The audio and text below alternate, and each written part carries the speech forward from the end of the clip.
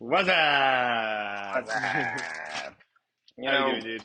we're doing good. We're doing good. I'm making a surprise, very fancy hot chocolate with, how do you say, with marshmallows melted, not melted, toasted on top, and all these fun things. Yeah. I'll send you a picture after. I saw it on Instagram, and I was like, I must do it for her.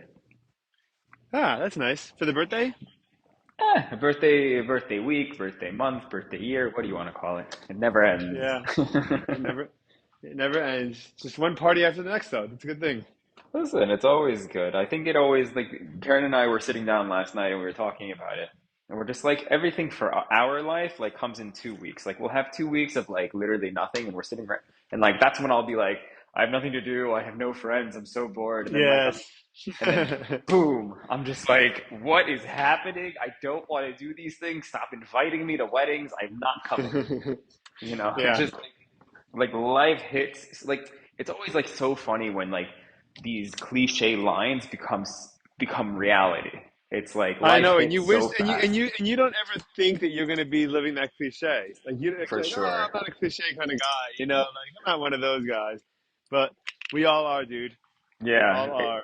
I always say it to like people here where it's just like some there's no everyone is a variable in the equation of life, but the equation is already known. Like we're not recreating the wheel. Like technology and things progress for sure, but like we're The all basic human having. condition thing is all the same. Yeah, like the human condition hasn't changed. I think I don't want to say ever because I'm not talking about a caveman trying to like, you know what I mean? Like Yeah. since modern times, I don't think the human condition has changed so Well, I much. think it's changing right now more than it ever has.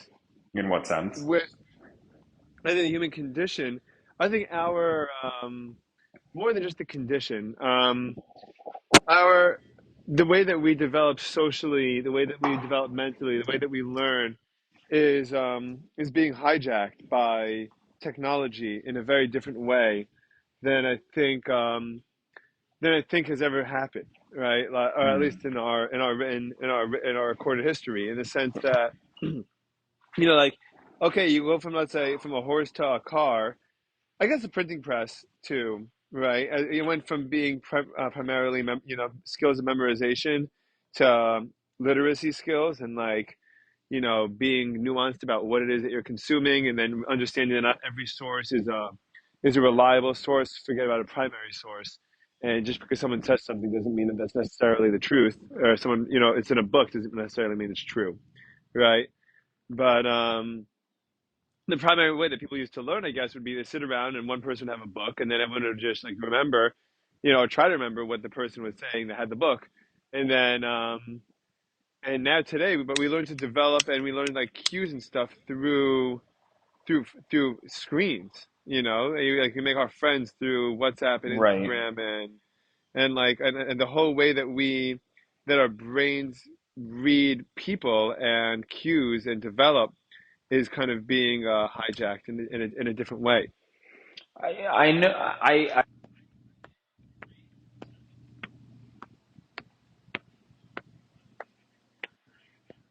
Well, it's because you left the app.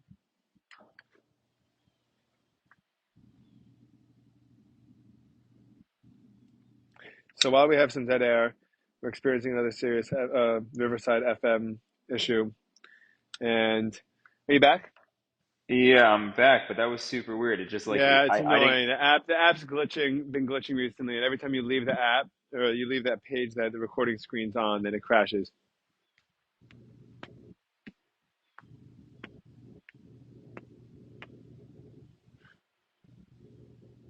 It's dumb as hell. Can you hear me?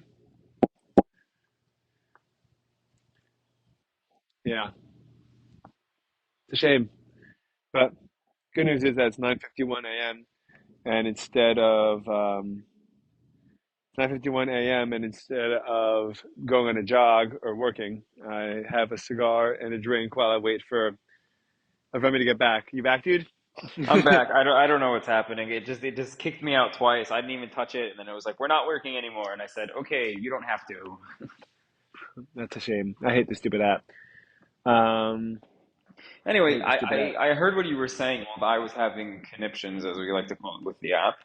And basically, like I agree to a point, but like as we see throughout history, like you still have, let's say writings from a World War II veteran saying like I am so lonely, I don't have friends, all my friends died, or just like my friends are not here, or I can't.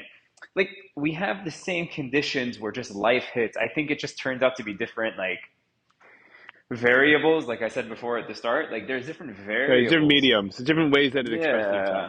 Yeah, but it's like relatively the same type of stuff every single time. Like the baseline is true, but the X and Y in the equation are different, but the outcome Right. is relatively the same, which is super Hmm. interesting because like I also hear with my parents, like I always was like, no, I'm not gonna be those parents that are just gonna like hide in a cave when they have their first two kids or whatever, and like they're figuring it out. And then like I see a bunch of my friends doing the same thing that my parents did in a sense. And then I'm seeing the cool parents, I'll call them, who are hanging out and flying around the country and doing things on the weekends and going out for a beer with their kids and like somewhat similar to what you and Rachel are doing. So it's like very Yeah, but we interesting to don't do that see on a regular basis. We just do it. We do it often enough that we maintain our sanity. But for sure. it is, dude. It is tough. Like you may want to like everyone that wants to say that there's some people that really I guess are better equipped to handle it, but kids are just they don't have stamina. So like when they're tired, it's unpleasant. It's not like they understand the notion of powering through something. Like if they're grumpy, they're just grumpy. If they're tired, they're just tired. I got you there. It's annoying as hell. You have real time. Maybe that's the problem.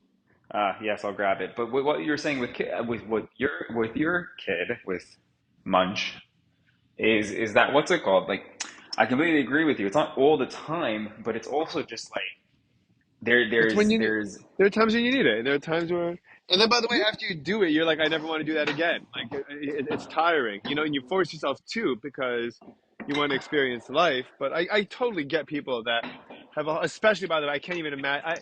Rachel and I have noticed in our community that a lot of people will have two kids very close together in age, but hmm then they'll stop for a bunch of years because like they thought that having one kid was going to be, after being able to handle one kid.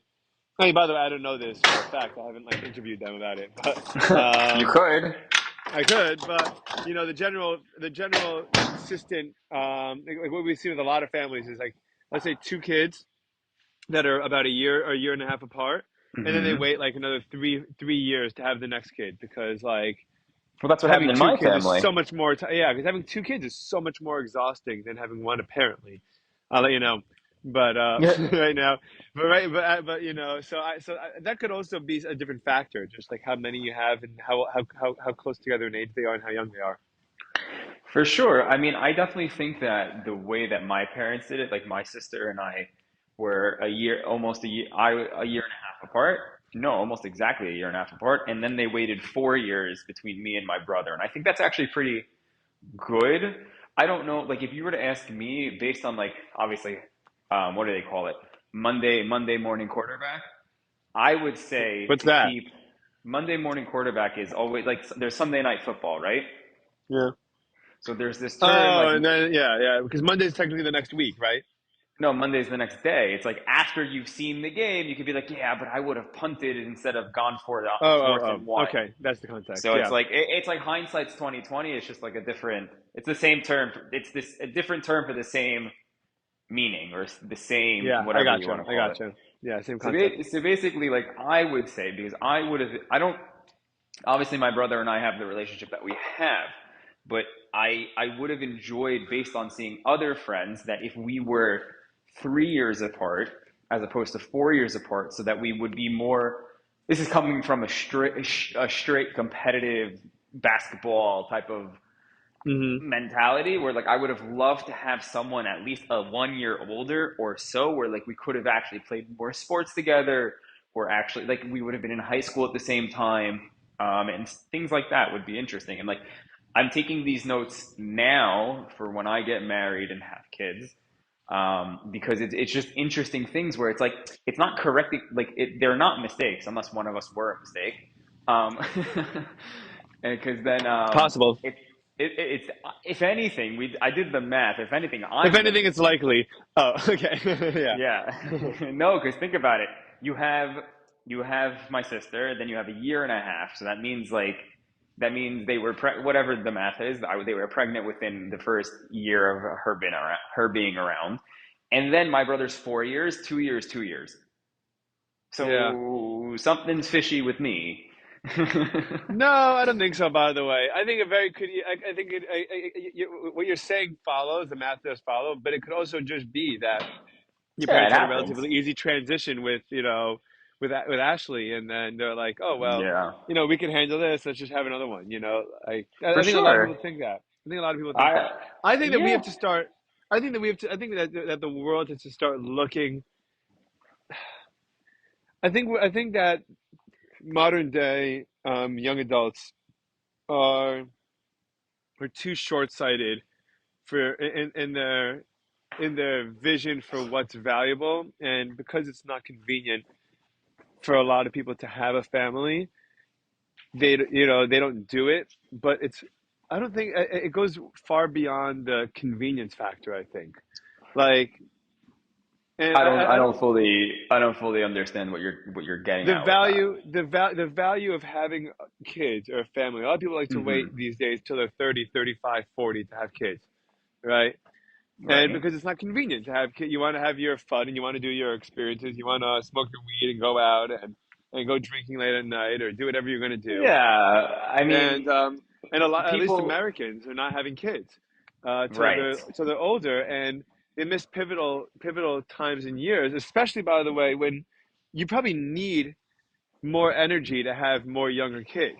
That for sure. I bet a 28-year-old is probably better equipped to deal with the schedule of having two or three kids under 5 or 6 than a 45-year-old is. You A know, hundred percent. like you have more energy, you're more engaged, you can play with them, you probably have a little more patience. You're still kind of a kid yourself at 28. Like you have that kind of sense of fun and adventure still, that I think is probably really important in order to, successfully raise a family or start raising a family that's engaged in the world and involved and participatory in their environment. I think it's For really important sure. to show the kids that, and the older and the longer that you wait, the less inclined you are to actually be that way. No, 100%. I think it's very interesting. And then I think, did you see the tweet that Elon Musk put out when a rabbi put out? A rabbi tagged Elon Musk on Yeah, a couple X. of days ago, right? Yeah, and it was about Elon. I'm listening to because Elon put out, oh, I want everyone to have stop having fear of having kids. Like, I forget what exactly Yeah, the yeah. The fear tweet was. shouldn't be having. Yeah, yeah, yeah. The fear of like the fear should be to not have any kids, and like Right, we as society should be like it's a good thing to have kids, and it's sad if you don't. right. And then the rabbi posted, he's like, okay, so build a car big enough for my 18 kids, or like, yeah, 8 kids. Yeah, And it was like funny, yeah. but it's like sort of, yeah, I agree with you. I mean, I'm on the, how do you call it, on the cusp of getting married. I guess I'll call it that for lack of a better term at the moment. So it's like Sure. interesting because now for the first time ever, like having kids is I'm looking down the barrel, I'm Yeah. looking down the barrel of having kids within the next year, 2 years, 3 years, whenever they come, God willing. And Yeah, you hope. it's such an interesting like thing because like you always think about it, and I'm sure you had this when Rachel was pregnant with Munch, and like you've always I had these actually did things not where think about it a lot. I had to disassociate myself from it a lot really, because yeah, of course, because dude, it's scary as hell. You don't know that you're going to do a good job. You don't know that you're not going to screw up. You don't know that you're even ready to handle it, right? and it's coming whether you like it or not. And there is a feeling you're gonna. I think you'll experience it. I hope you'll. I hope. I don't know if you have to experience it in a negative way, but I hope you experience it in general. Of you're about to embark on a massive life changing experience Right. that the consequence that restructures your sense of responsibility for the rest of your life. You're always going to be responsible for another life now, and in some form or the other. It's nuts. And yeah, and you have and like it's and just as just you have to prepare for it with as much intentionality as you could because it's such a steep responsibility that never goes away. It's not like your job parenting is done when the kid is 5 or 10 or 15 or 20. Like it No, it's literally never done. it doesn't stop until you're dead. No, And that's crazy because you start when you're young. You start, when you're 20, 30, 35, whatever it is, and and then for the next 60 years of your life, there's the rest of your life is this enhanced sense of responsibility and effort. And I mean, in a beautiful and natural way. Like you don't feel like it's hard to do. It is hard to do. Like you don't have to period. push yourself.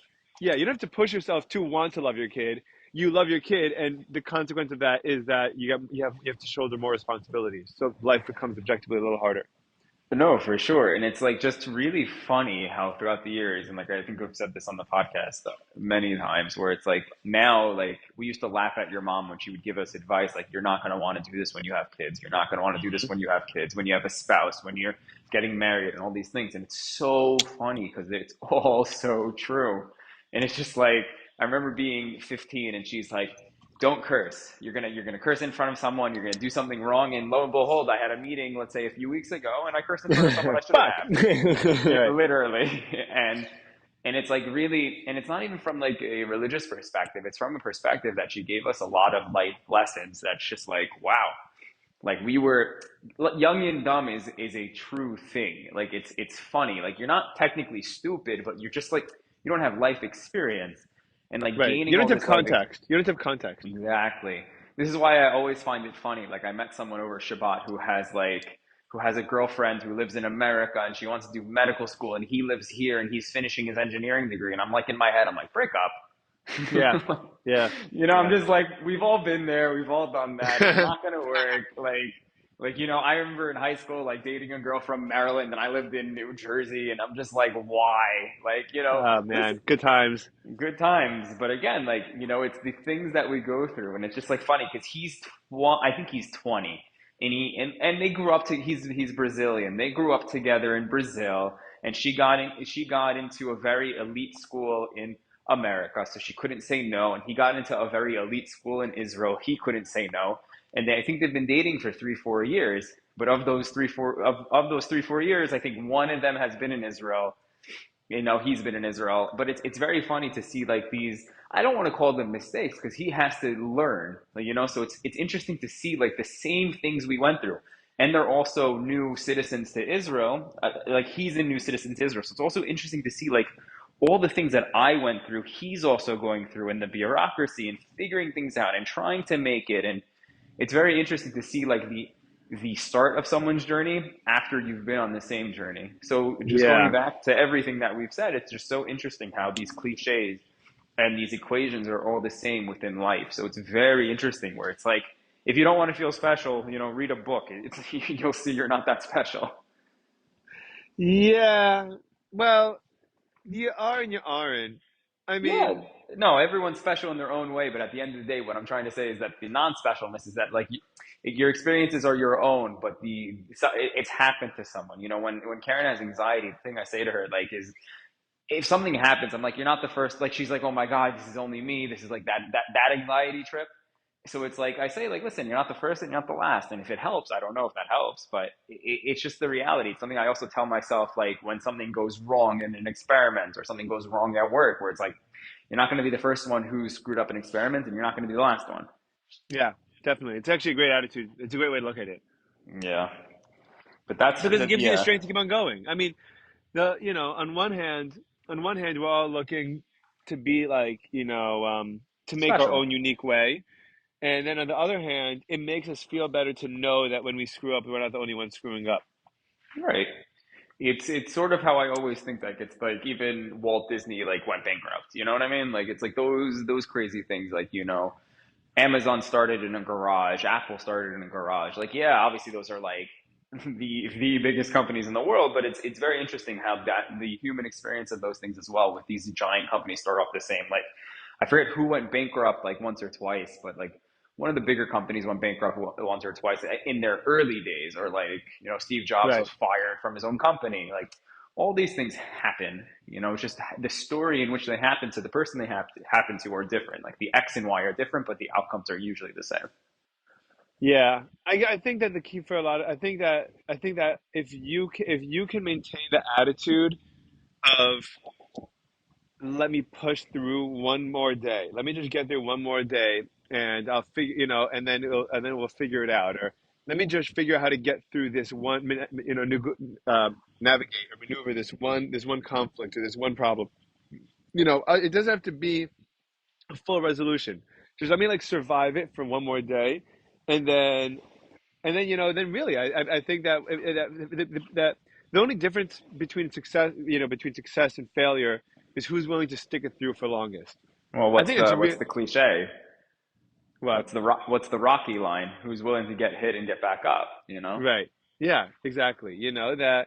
That all you got to do. I think that for a lot of things. I mean, I'm curious. I guess that this is a hypothesis that I'm testing in my own life with my own experiences. But the things that I take seriously that I feel on a day to day basis, like, am I really getting anywhere? The podcast, playing music, teaching, sales, being a dad, being a husband, working out, a lot of these things, it's questions of like, well, does it mean anything? Does it mean anything? Like, who cares? Like, will this lead to anything? Is this just a waste of time? Is this like whatever? And I tell myself the only way that it's going to be a waste of time is if you give up. The only way that it's Right. not going to, like, okay, I get 7 listeners today, I get 10 listeners tomorrow. The only way that this doesn't that this is a failure is if I just stop doing it, because that's when it becomes a failure. Exactly. And it's sort of there's that picture that's always online, or like, well, for motivation, or it's on Instagram for motivational pages, where it's like the guy who's continually persistent gives up, and then he misses out on the diamonds like in the ground. He's digging and Yeah, digging and digging and it's digging. like the next one, right? Yeah, and then the next guy comes, and he comes from the other side, but he doesn't stop, and he's like one more day, one more day, one more day. And that's something, not to toot my own horn, but that's like something like being that I very much like have Yeah, seen dude, it's myself amazing. throughout the years. Yeah, for sure, dude. It's incredible. It's incredible. It's why you are where you are. Yeah, Because I mean, if you threw up your hands at any given point about relationships, about school, about where you're gonna live, about your apartment, about your roommates, if you just threw your hands up and just said, "Okay, I can't do it anymore. I give up," then it would never get any better. And you never did that. right, Like, you've gotten frustrated. You've gone, I feel lost. extremely. I feel lost. I feel confused. I feel like I'm not going to make it. But then when you push, but like, just by virtue of the fact of where you are now in your life, it really shows that the value of just keep swimming. Yeah, listen, and another cliche is that tomorrow is another day. For some reason, I don't know why. Whenever I wake up, unless I wake up on the wrong side of the bed, or Ah, Karen stole the blanket, and it's freezing. But but it's always like, for some reason, I don't know why, but every day I would wake you need up. 2 blankets, by the way, dude. I know, I know. Just spend 20 shekel on another freaking blanket, dude. What is that? 3 cents? No, I'm kidding. Yeah, no, we Yeah, something like have. It's that. just like it's something like there's that brain block in my head that's like, no, tonight she's not going to do it. But she like literally makes herself a tortilla. Like Yeah, she takes the dude, just get your blanket own and blanket. tortillas. Get your own blanket, Uh, dude. we have. I am. I'm gonna. I'm Being, gonna put it down. you're almost 30, dude. You get a blanket. Yeah, I know, right? Speaking of almost, you almost have a birthday coming up. I do, dude. I do, dude. December 7th. Yeah, Zach's coming for the crazy. weekend. Zach's coming for the weekend. Rachel has the easiest time planning a birthday party because it's UFC fight night Saturday It's on my so birthday. easy. She's like, literally, all I have to do is let you do exactly what you do every fight night, which is order pizza, smoke, and drink with your friends, and I'll just invite more people than usual, and that's it. But Like, dude, it's okay, such a great time. It's like I it's such a realize great the time. value in it. I think it's so funny how we go from, and I don't even know what age it happened. Like I feel like we always speak about age and growing and family and things like that when I get on the podcast. And it's funny how you had literally the Jewish Wolf of Wall Street on last time, and he's just like, I don't I know if I was, call him that, dude. fine, so I He's won't the call him young. that. We call him the young Wolf of Wall Street because he's 25 or 26, and a lot of Dude, people, those stories were nuts. dude, crazy, right? I don't understand, and we spoke about it a little bit, like, and I'm just like, I'm you recorded it, I listened to it, and I was doing a play by play basically with you, and I'm just like, holy shit, he went from Hmm. like 300K to zero, and then he 200K to zero, and like half a million to zero, raises 5 million to zero, not to zero, but almost to I zero. know, but dude, he said it himself every time. That's what keeps him. That's what hurt me more. He was like, at a certain point, I went. It's so interesting because it really shows you how our I guess it's dopamine. I can only, it's either I think it's either dopamine or serotonin, but how it could hijack your rational mind, and It's dopamine. It's dopamine. it's dopamine, and you just go and you made all this money, and now you can't be like you don't need logic anymore. You don't need Right. rationality anymore. The rules that made you that money to begin with no longer apply because you made that money. And Hmm. by the way, that happens to everyone. It doesn't happen just to stock traders, which is essentially gambling. It happens to anyone that, or a lot of people that make that are successful, companies, individuals.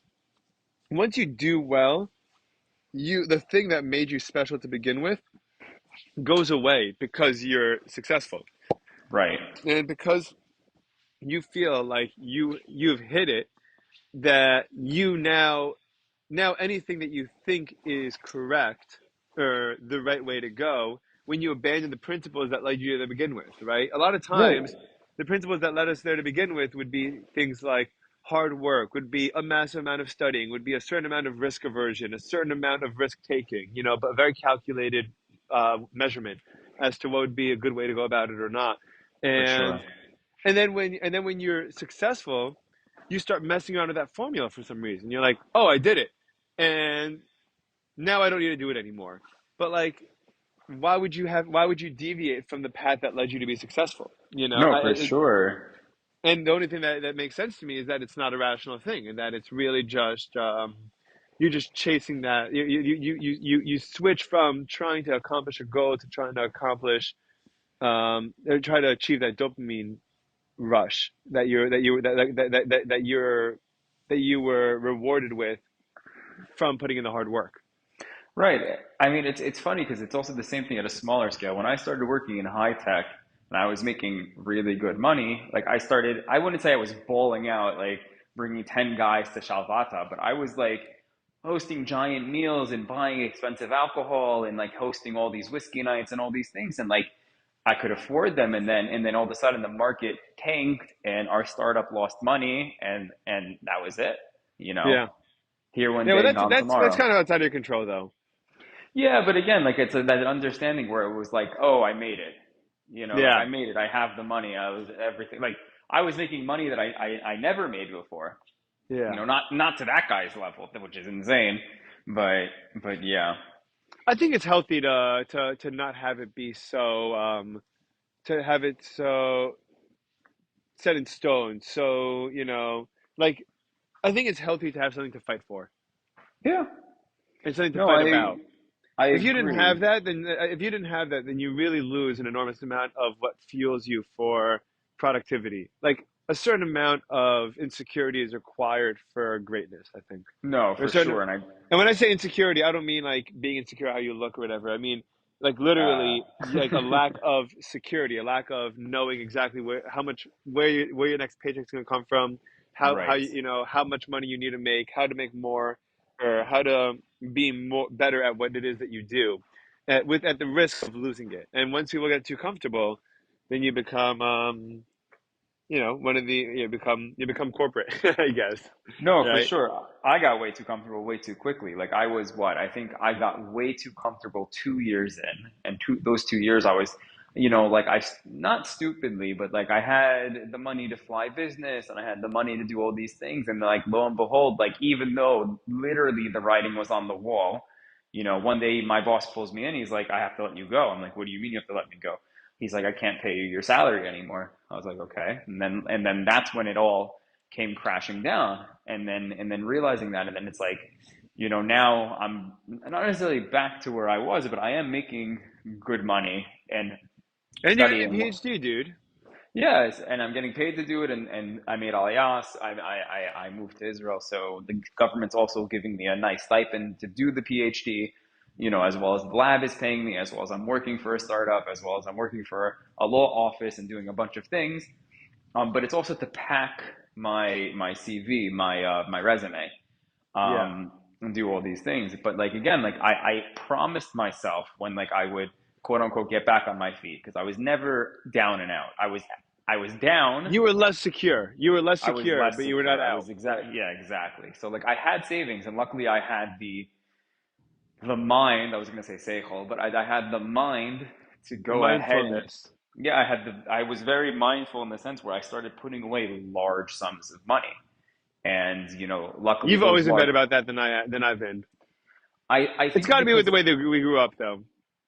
I mean, I grew up in a house that was very insecure in the Yeah, sense I of know, money. and I wasn't right. Exactly. I Yeah, for the most part, when I stress out about something, I don't think like, am I going to be able to keep the lights on? The question is, can I do the fun things that I want to do? Like that's all. right. Like the concern isn't whether or not I'll be homeless. The concern is whether or not I'll be able to buy craft beer that I want, and that's a very different place to. That's a very different place. Yeah, I exactly. And I while on one hand you're finally, not.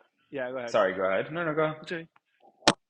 So I finally got to that place. Like literally just texted you an hour ago saying like I feel like I'm living like a king in Rehovot. And like that's exactly the point where it's like I don't like God forbid this should ever be the case, but I won't ever be homeless. I won't ever, most likely, I will never be You guys jobless will come up with the anymore. rent money. You guys are going to come up with the food money. You guys are not worrying Right. about whether or not you're able to Well, it's put. not just And that. you can have pasta for dinner as opposed to steaks, but you're going to have Right. food. Like you'll be okay. Right. I mean, listen, now it's also saving up to pay for a wedding and everything like that, which is a huge expense. But again, like it's all these things where it's like, thank God I have the money put away. Thank God I'm making the salary that I'm making. Like our rent is sort of a non-issue. Like again, we're not paying an insane amount, but we're getting an insane amount. We're not the city taxes are basically more expensive than our rent. That's Like crazy. it's not actually, but like they're just it's an insane, insane, insane like rate. But we're living in the suburbs. We're not living in Tel Aviv. We're not living in the big city. We even if we moved a little bit more south, a little bit, we'd be even paying like 75% of what we're paying now for something even bigger. Yeah. So it's What do just you it. what do you think about what Herman was saying? I don't know if you were listening about taxes and how he doesn't and how he essentially pretty much thinks that taxes are stupid and he hates them. Who was saying Um, that? Herman. I don't know who that is. Who is that? Herman, no, you called him Jermaine, but he is Herman. Oh my! Yeah. I called him Jermaine.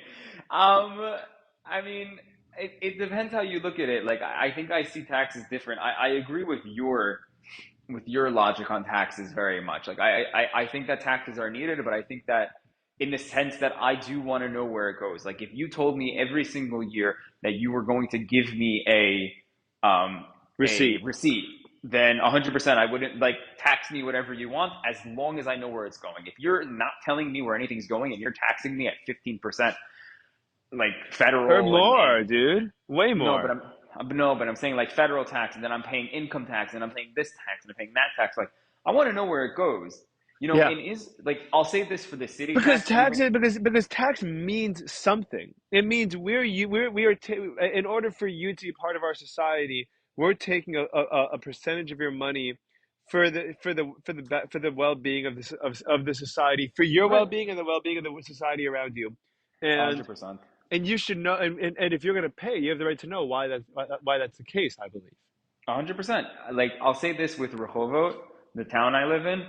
I'm very, very, very okay with paying city tax. I'm not talking about my income tax. What City does city tax. taxes go to? Something like a place like Chavot? So exactly. So the municipality will take it. It means that the garbage is taken on time. The streets are cleaned, not weekly, daily. So Okay. on the main streets you have street cleaners. It pays for the I don't necessarily know Pays where for this comes. school. It pays for the schools in the area, which Rehovot has very high level schools because we also are we're a college town in essence because we have two universities. We have the Weizen Institute, which I guess is not a university, but it's an institute, and we have the Faculty of Agriculture, which is what I'm in, which is Hebrew University. Right. Um, so basically, it's just another campus for Hebrew University. Hebrew University is in Jerusalem, technically speaking, but they have a faculty that exists in Rehovot. So what happens with the taxes is schools, is parks, is the cleanliness of the city overall. Um, I am they have oh so I'm very happy because they have people.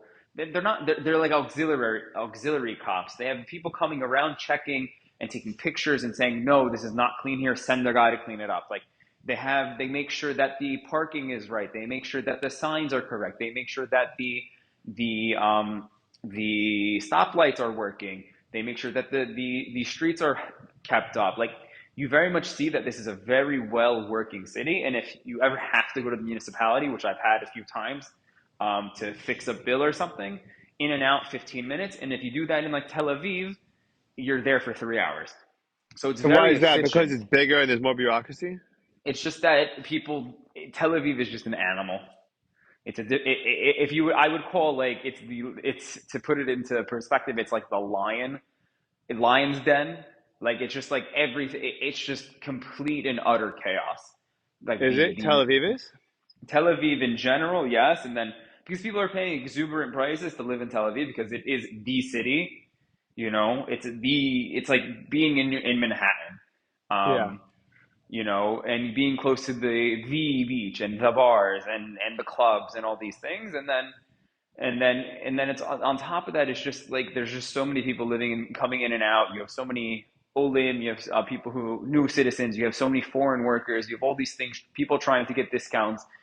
It's gotten better like the last year that I lived there, but it's crazy. Right. I was um I was talking to my buddy Dan last night. We were hanging out, and he's been there over the last 7 months. Really? Um, yeah, he's gonna move there. He came back to sell his house, With his and family or? in Hollywood. Yeah, so his youngest kid is a high school senior, and and as soon as she graduates, they're gonna go back to Israel, and I think they're gonna stay there full time. They're gonna Very just move nice. in, but I was talking to him just in general about things that were going on just culturally in America. And one of the things I was asking, I told him that I was surprised that no one has really kind of made a big fuss about in the last couple of years, which I'm curious about when it's going to happen, is when someone's going to come along, like Elon Musk type guy, or Elon Musk himself, but a type of um, iconoclast that will stand up for people's privacy rights when it comes to data and technology. And I thought that it was curious. I thought it was very curious how a lot of other freedoms that have been on the line in this past election, or that has been the talking point: health freedom, mental health, freedom of speech, and Hmm. freedom of literally probably freedom of culture, freedom to have opinions that are not part of the mainstream media agenda or whatever it is, Right. or even the scientific community. Everything has kind of been turned on its head, and no one's come and kind of like championed the notion of like of privacy and data. And I'm curious as to why that what as to like why that hasn't been the case yet, when it is a pretty serious problem, like it's pretty glaring. I mean, yeah. I mean, on the other hand, I can tell you from the Israeli side is that I don't care about that because the more data that's in the government of Israel, that means the safety concerns that we have of people. It's sort of interesting. There's such a difference So between. so I want so we could go into I want why don't we talk or go into it a little bit, the freedom versus safety concepts, the notion of like privacy and what or freedom, and what freedoms you're willing to exchange to what extent for safety, and obviously that changes based on where you live, right? For sure. The amount of stability that an American has is totally different than the amount of stability that an Israeli has, and so the way that you have to tackle that problem is probably going to be pretty different, It's 100% different. I think it's different sides of the spectrum completely. I think who was he was on your podcast as well, and he's very against like Ring, and he's like pay me for my data. Oh, yeah, Sergio.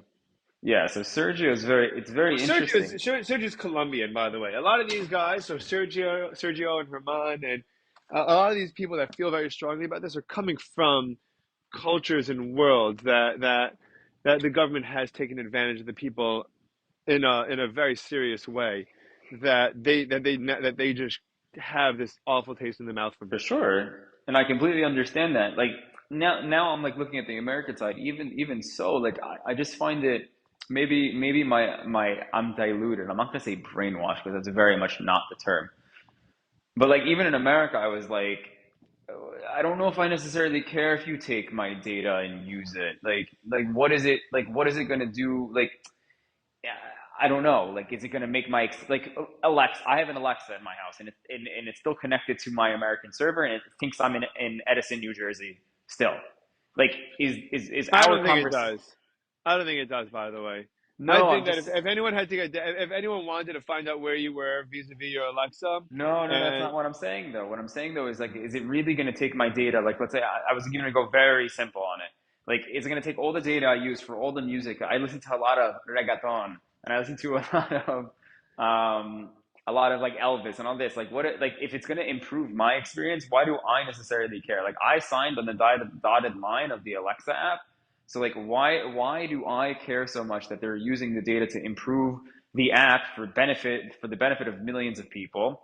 And I know you're going to go against it, and you're going to play the devil's advocate on the line of malicious in some senses. Like they can use the data and like they're not paying for it, and a lot of people are listening to I don't know what, but or they're listening to your conversation, which I don't doubt and I do doubt, but like I don't know, like what is it so harmful? Like when we're by looking the at way, corporations. okay, so okay, I first of all, I agree with the premise of what you're saying. I do.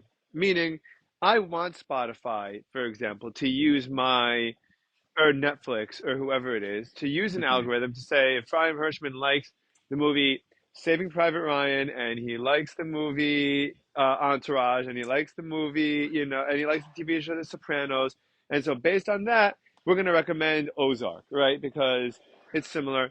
Great. But that's not the privacy or data that I'm A necessarily concerned about, and B, just because you're using a just because you're using an algorithm to feed back to me what I like does not necessarily mean that anyone else should know or have it or without my permission at least know what it is that I like and share that information or share that data. Right. And the way to what I think part of the problem or part of the potential what and I'm going to be very careful, but I think it's the truth.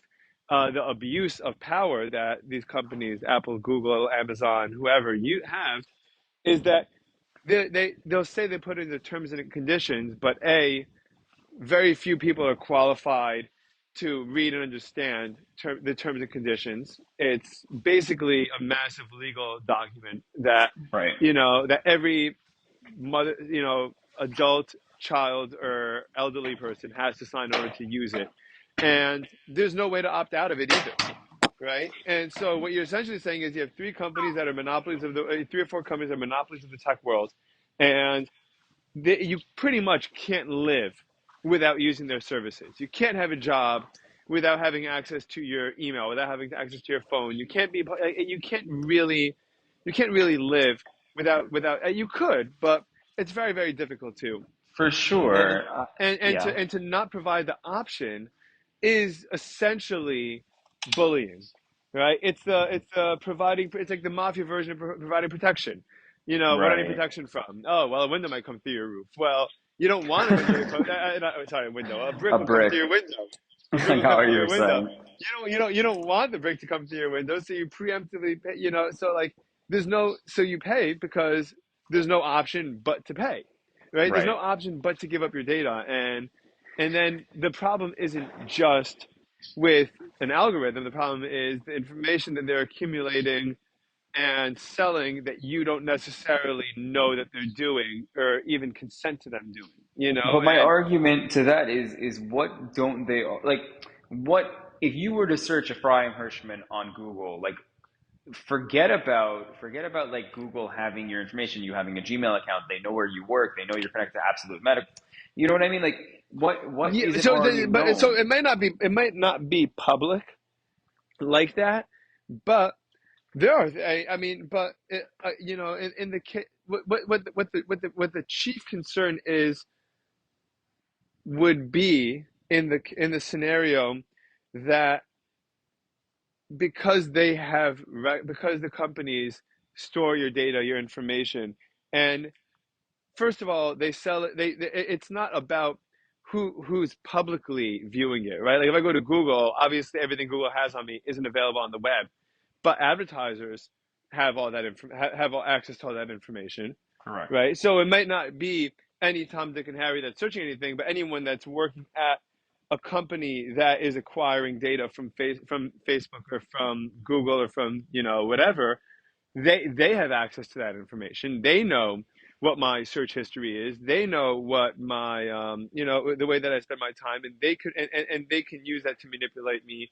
And if you want to be more conspiratorial or or take it to the next level, which you can definitely debate, although it has been, I think, proven over and over and over again that this is done. If you do anything that the government doesn't like, that the government could act against you in that way, and it's within your and that impedes on freedom, and that impedes on your ability to maneuver through the world. If it and even if it's something as stupid as misinformation, which doesn't even mean anything other than just not what anyone wants to hear, you know, and so let's say let's even leave. You could even leave that behind, and you don't even have to like. Let's say okay, no one's going to do that, even though they have done that. I mean, it's happened. I mean, I mean, in the last 10 years, it's happened to almost anyone that's pretty much been bold enough to say that they are, for Trump or anti any kind of left leaning agenda. Right. People have suffered as a result of as a result of their data and their privacy being leaked or A hacked, hundred right? percent. Like, So happens, and there's no way for anyone to opt out of it. I right. think that's an issue. I But I I, really I do. think that it unfortunately I also do think that like we were speaking about modernization in the beginning of the podcast, but I think that's unfortunately one of the prices we have to pay. I think that listen, I don't understand so much this staunch against it. I understand that it needs to be regulated and you shouldn't be able to be fucked over. Like, let's say on eBay the way you were at one time. I remember when I was working for your dad and I created a new account and I uploaded maybe 100 listings in like a week and they said, nope, not allowed. And I'm just Yeah, like, yeah. I'm Well, like, that's what? the and that's terms and then I had the issue of when my was they I talked about this before, but when my money was being held on eBay, Which is still and being they held. didn't give me a reason. They didn't give me a reason why they threw me off. They didn't give me a reason why I shouldn't be allowed to do it. Um, and they didn't. And then they decided, yeah, it's in our terms and conditions that we could hang on to your money for 180 days. Right. And I called eBay and I said, I you guys did not tell me why you threw me off. You didn't tell me what the problem is. You didn't give me any strikes. You didn't tell me anything I did was incorrect. Right? And I have bills. Like for all eBay knows, this is my bit. Like this is my only. Like this is my business. My sole. This is my sole source of income. Right. And they reserve. And then so I got thrown off for something that they wouldn't tell me about. And then they reserve the right to hold the money that I make from them from the last 3 months for up to 180 days. That's 6 months. Yeah. That means that if I want to pay my mortgage, if I want to pay my food bills, if I want to do anything like that, it gets it gets put on hold. Why? Because eBay decides that they're going to hang on to, But and there's no that's getting out of it. You can't fight anyone. Sorry, and I've requested callbacks from managers, and I've called 20, 30 customer. I called the customer service 30 times, and there's nothing that they do, but. But even for example, and that's why we have to have checks and balances in place, right? right. The notion, for example, of a warrant, right? A police needs to provide ample evidence that something's going to happen, that gives them the right to invade someone's privacy because it is based on evidence and a judge and an objective perspective, something is going to go wrong potentially, Hmm. and something's going to go wrong potentially, and so you go ahead and in order to save people from danger, you go ahead and do that. But there's no, but part of the problem that was one of the issues with the Patriot Act was that the government didn't need to, whoever the NSA, whoever it was, did not need to go to any kind of objective board and say and ask permission to search for someone's data. So Right. if someone says, I have a feeling that that a Frank Hirschman is a suspected Russian spy. Russian asset, yeah, then until now you'd have to say, listen, I understand that it's a serious concern. You're gonna have to show me legitimate proof that this is the case, Right. and if it's not, then and if you can't show me the proof, I can't let you do it. But there's no board. There's no one that anyone has to go to do that nowadays. So I agree with you that you do need it, but I do think there has to be an objective, a system of checks and balances to say, yo, you can't do this, or yeah, you know what, this actually makes sense. Why don't we do that? You know, and Right. so that doesn't exist. And if that existed, I would feel a whole lot better about it because then you have something that because even if it becomes corrupt, it gives you the potential, it gives you the space for reform in the future, right? A Right. lot of these institutions that are currently being overhauled today work, were in many capacities, not completely, but in many capacities corrupt or had corrupt individuals inside it. And then, but because we live really in a democracy, and this really shows that the democracy exists, they're being overhauled. And so at the end of the day, even though it's not pleasant, even though it wasn't fun while there was corruption, there's still a fighting chance to fight it. But you don't really hear that fight when it comes to to data protection or customer or privacy protection and stuff like that. You know, Listen, you've convinced me. I Like, mean, it's just I've been thinking, yeah, because it's weird because health has been a huge discussion. Vaccines have been a huge discussion, and not for or against, but at least just bringing light and just like people saying you can't ask, and we say why can't we ask, and then you say you can't ask, like why can't we ask, and then you call us, then you call people an idiot, and you say but I'm still asking, you haven't given me any answers, you're just calling me an idiot, right. and then eventually, if you do that enough people will be like, yeah, why, how come you're not answering any questions? Like it seems weird, like that, like yeah, you are professionals, you are educated, you are intelligent, you are brilliant, but how come you're not answering basic questions? Like, or at least why don't you provide something that sounds even remotely um, as if it's thought out and you're trying to honestly respond to open criticism, and Right. it just and it just hasn't happened in the privacy area, I'm so curious why that's the case. I wonder. I don't know. I just think everything is becoming so digitalized that at some point, maybe it won't matter. Maybe I have no idea. Like you raise good points, and like I remember you saying maybe last podcast or two podcasts ago, like how often have you been convinced? And like for me, like I've been very apathetic towards like data and all these things. Like, I don't really care. Like maybe it is because I live in Israel and I would love for them, to use all the information. Like God forbid, like I would be a Russian spy or an Iranian spy or something in line of that. Like I want them to find out. I mean, obviously, if I was that, wouldn't want them to. But Right. in that sense of like, I would, I'm happy. I got pulled over at the airport a few times coming to Israel, and I'm like, you know what, this is great. Like, this is what they're Yeah. supposed to do. Yeah. I got Yeah. pulled Yeah. over, at the university. The guy was like, no, take off your bag. I need to check your bag, and they don't always do that. I don't know, like it's something where it's like because maybe, and again, it's not brainwashed, it's because I live a certain life in a certain part of the world. Like this is the reality. Like so for me, like data, like I don't like I have nothing to hide, like that's It's also the not about thing where having something to hide. By the way, I have nothing to hide either. I'm sorry, I don't want to cut you off, but the question always becomes, uh, it's not whether or not you have something to hide. It's it's whether or not use. it's used, but also whether or not something you have. If you don't have any privacy, then you don't have any control. Right. If someone knows everything you do, and if you and I've only thought about this recently like this, but the government is supposed to, at least in America, work for us. And if Right. you live in a country where the government does not work for the people, the people work for the government, then that's fine. But if the government's supposed to work for you and then you don't have the freedom to make your own choices because nothing you do is private and everything could be manipulated or everything could be used against you and you have to self-censor, which it's been a massive part of American culture for the last 10 years is self-censorship, then then how free are you really? And Mm. does the government really work for you or do you work for the government? And that's really it's not about whether or not you have something to hide. It's whether or not you have the freedom to do whatever you want without feeling like someone's peering over your shoulder Right. and forcing you to self-censor, which has been the case, I think, recently.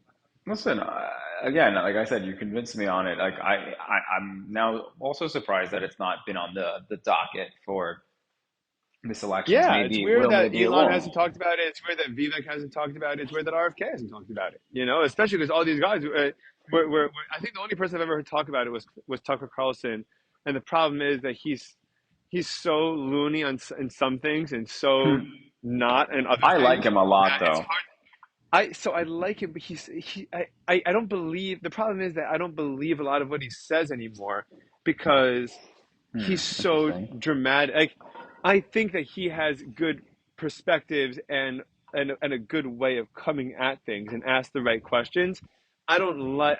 I have a hard time taking what he says for face value because I do think that he takes Interesting. creative liberties when it comes to how when he says like, oh, and that's a fact, how he comes up with that, how he determines whether something's a fact, and when he throws like he'll throw in these editorial comments while he's interviewing that really that really shape the narrative before the answer is even given Mm. to to restructure it. So I have a so while there are points that he makes that I think are amazing and I think are really true and really great, I have a hard time taking everything he says, and I think he does himself a disservice by phrasing things like that.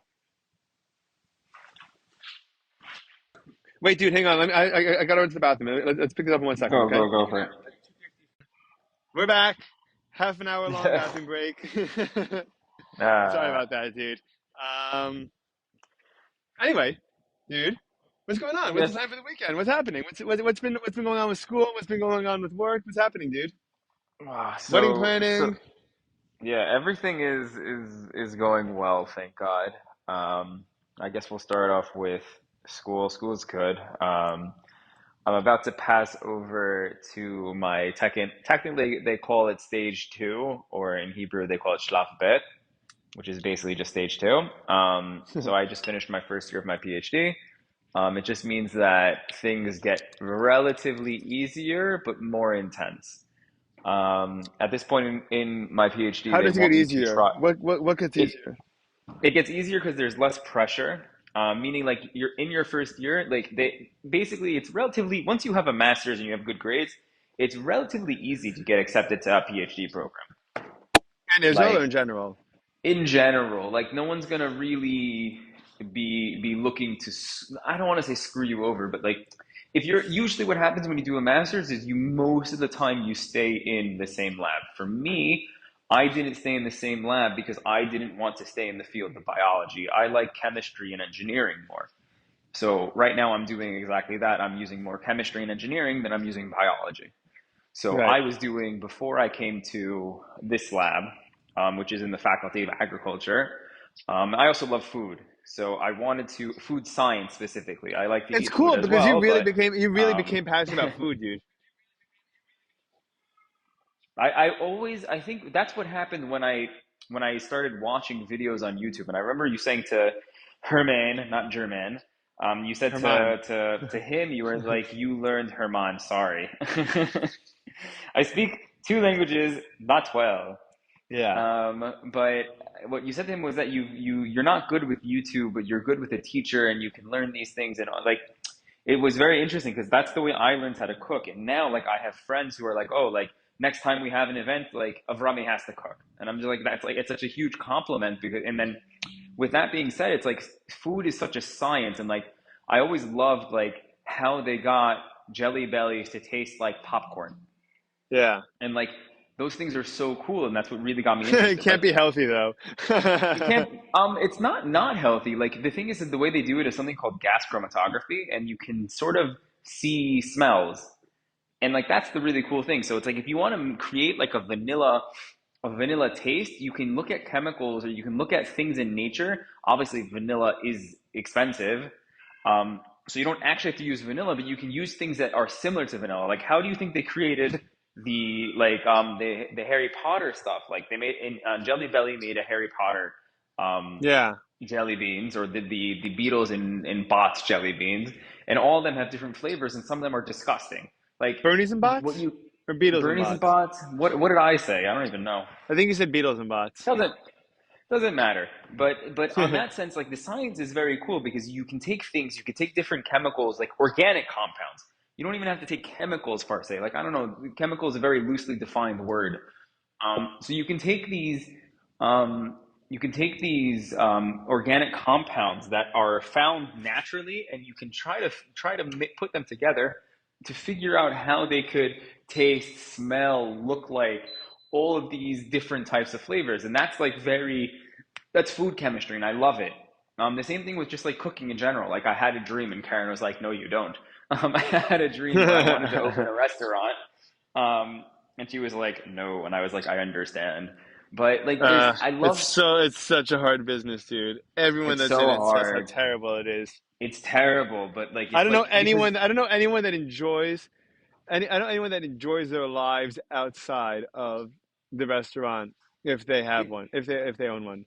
what do they call these crazy dreams? They call them like pipe dreams because they don't exist. Like it's a dream for me where it's like I would love. I don't know if I would, but in my head, the dream of being a private chef or being a high level chef, like there's a Well, that movie by the that way, I that's much love, more but I also attainable. private chef. Yeah, but again, like I don't Yeah, like it people. is. Yeah, but you know what? But I think that you would enjoy, for example, like you would enjoy doing like specific events for friends' occasions, right? Like a I friend a wants to get hundred percent. engaged and wants to do a party. You're gonna Well, like let's talk about you Karen's would have birthday party. yeah, dude, that was beautiful. The whole setup was great, but that's exactly it. Like I would love to do that. And Karen's mom was like, I'm already my birthday is in April. I'm ordering an Avrumi birthday party, and I'm just like, okay. Yeah, And yeah, I sent the dude. picture to my mom to my mom, and she was like, this is so interesting because like I used to But your mom's me really talented like myself, that too, right? she is, but I always hated it. I You always hated that she was hated I always talented. You hated hated the what she party did. planning. No, no, no. Listen, let her have something. But Yeah, um, I'm kidding. but Yeah. again, like I hated that. I thought it was cool. Like this is the same thing I have with Chabad. I love behind the scenes. I love it, minus the Disney aspect. Like I don't want to ruin the magic, but like I love knowing what's going on. Like I love being that manager type of guy. I love organizing things. Like I'm very much of the opinion if you can't do it right, do it yourself, or whatever the term is. Okay. I'm very I'm very like when it comes to these certain things like designs and things like that, like I'm very pedantic. Like I very much like it. And it's like yeah, you're 100% right. Like I could definitely the issue is that I know what I Like it like. doesn't have to be a full-time business. It could just be No. like you could do it for your friends occasionally and it's something that you love. The same No, for way like what I do sure. with music, like I don't perform for people, but I go to an open mic every now and then and I get my Right. fix for it, you feel good. But that's so I completely agree with you. That's something that I would like to do. Like let's say they're like you have a budget of $1,500, go crazy. Yeah. Like and like I wouldn't do it specifically for livelihood. It'd be like this one of these hobbies. But with cooking and everything, back to the degree, like that's really where it started because when I was unemployed for a minute, and I was looking for to go back to school because in Israel, I think we've spoken about this before. In Israel, it's a little bit hard to move up the chain if you haven't done the army and you don't have a PhD. So there's like all these things where it's like I'm looking into it and I'm like, Wait, okay, well then going to the army is part of your credentials in terms of being able to move up the ladder? yeah, it's like a hush hush hearsay type of thing, but it's like it's true if people like because it's not just that. It's like you have these connections, and the army really is a good unifier, and it shows that you did something else. And there's just a lot of aspects where the army helps. in that sense in the professional world. Like if someone sees like, oh, you're in Golani, like in one of the units in the Israeli army, like, It's oh also my, networking. it's a I feel lot of like, networking. So for me, I missed out on a lot of networking because I didn't do the army. I wasn't required to. and Um, you didn't want to. I didn't. I had this conversation with someone. It wasn't You that I want to didn't. want to. You want to, but you No, didn't no. want to.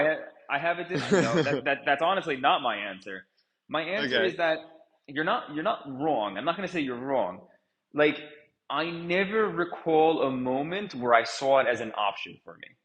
And it's not to say that there wasn't a want or there wasn't.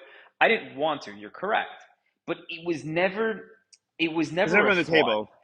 It Right. was never like I never thought I was gonna make Aliyah before leaving. Like I had this dream of being a doctor, and until my senior year of college, I realized I didn't want to be a doctor. And what happened with that is that I forget who I was talking to about it, where it was like I just never thought of it as being a reality for me. And it's not again, I didn't necessarily want to like that's why I sort of did, I'm not going to go against you and say you're wrong because you're right. But what I am going to say is that the reality You of weren't the ducking it. You weren't ducking it, but it never was. It was never really something that was going to happen. it was never on the menu. I'll say that. Like it was just something in the course of my life. If I like, listen, if I made Aliyah and they said By the like, way, do you think that if you were, if let's say hypothetically you were 22 years old and you're getting to Israel for the first time and you're a single guy, and October 7th happens, not when you're I would draft, 28, you think you would draft? I would draft because I felt that way now. Right. So that's what I was gonna say. So like right now, you're in the middle of a PhD. You have a couple of jobs. You have a fiance. Your life is at a different place. But Yeah. if you were younger with less responsibilities and less around, but you still feel the way that you feel. Like you so you move to Israel. You're 22. October 7th happens, and you're like, you know what? Like I could go back to regular life. I could go back to college, or I'm 22. Let me draft and serve. You would Well, draft? that's the interesting thing would be is that I would have Or drafted, but it would at least it would at least be on the menu. it would have been more. But I would say now, if you like, so here's the thing: I made Aliyah almost a year ago. So December 6th, I made Aliyah. So the day before your birthday. Technically speaking, Israel can draft me to the army, but they will reject that idea because of my age.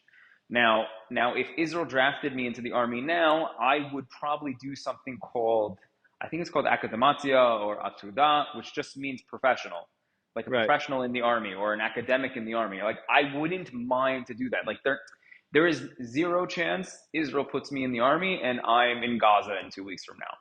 And that's right. not like the scary thing, it's just the reality. Like Yeah, I'm yeah. not someone they're putting into combat, period. End of story. There's an 18-year-old, there's a 19-year-old, there's a 25-year-old that is more fit than I am, who has been in the system, that wants to go and will do it. Now, if Israel, so I'll go backwards and then I'll answer your question. If Israel were to draft me tomorrow, I wouldn't say no, period. I would go to the army. I would do what I need to do because I do live in this country and I do have that feeling of needing It's a to. social it's a what do you call it? It's a civil duty. It's a civil duty, correct? Just like voting. It's something that I would do, and if I need to donate, donate. If I need to give my time to the country so the country stays safe, so that my fiance, future wife, and eventually in whatever number of years in the future, kids need to be safe here, that's what I'll do. Yeah, Now, if you were to tell me when I first got to Israel on October 7th happened, I think I would have been more inclined. right. 100%. I can't speak on it because for me, Yeah, it's I not the do, case. Right. right. And then also it would have been a way to integrate, like, if you look at everything, if you look at the whole equation, I think if October 7th happened, first of all, I don't know what the fuck I would have done being my first, because I came September 25th, right? And September 25th then was already Yom Kippur, like a 2 days later, and then all that stuff. So imagine that, like same thing. I think it would be relatively in middle of Sukkot, where October 7th would happen. I don't know, like with the mindset I have now, I would draft. With the mindset I had then, I don't know. But obviously, hindsight, But if you would have been drafted, would you have said no? you're Would not you try able. to find a way So to get out of it? the way that Israel works is that you can't necessarily say no.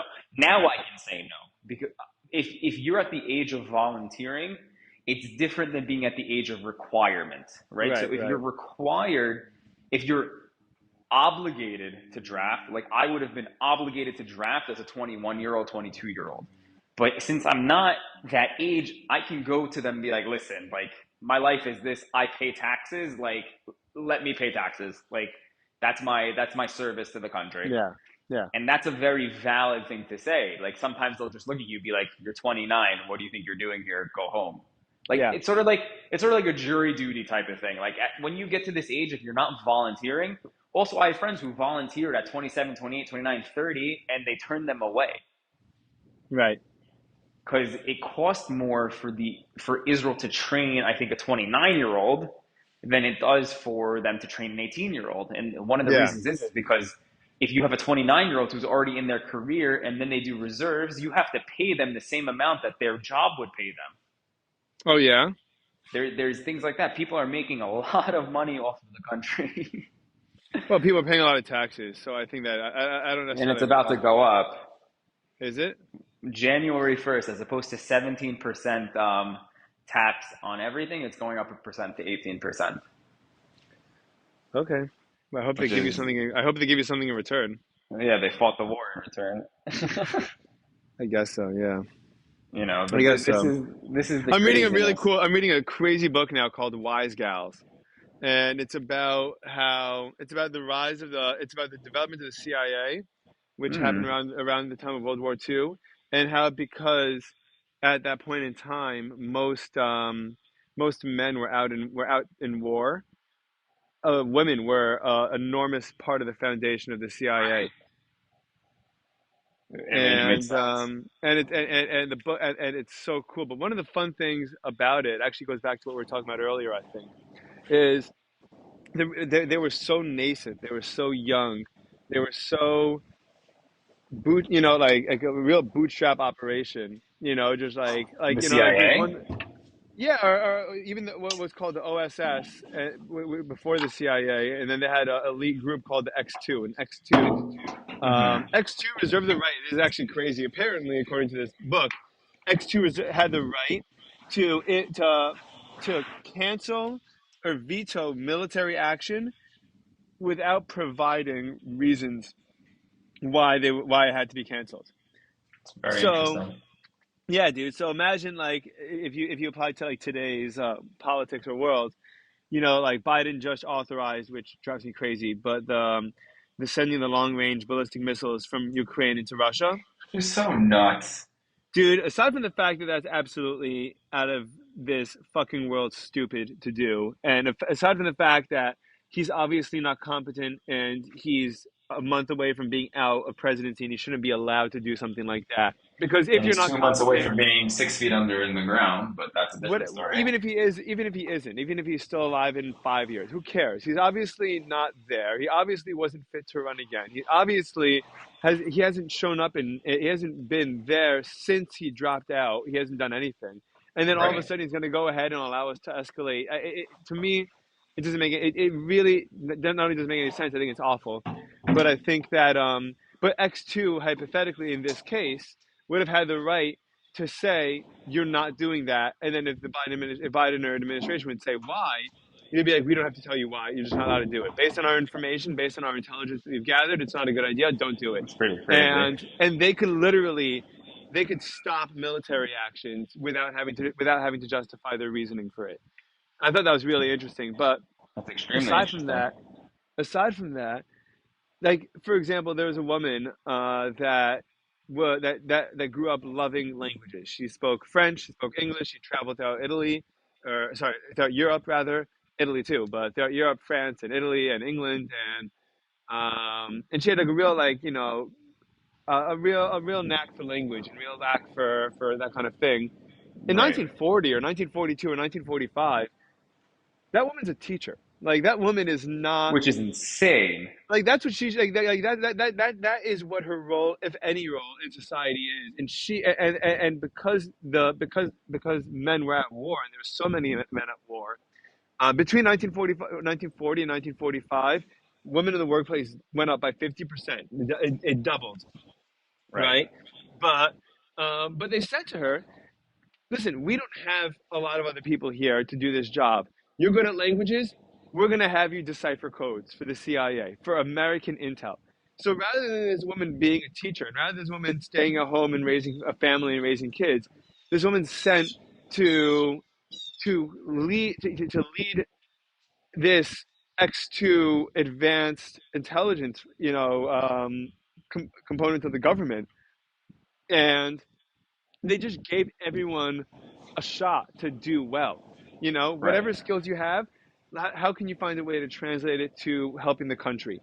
That made me think about what you're talking about with Israel, where like at a certain point, like they have you do academia for the army, and they have you do law. I have I have a second or third cousin who's a 60-year-old lawyer for the army. He's worked for the army his entire life because he's a lawyer, and so that's been his job. Like Right. he serves till today, Yeah. and And it's a and great thing.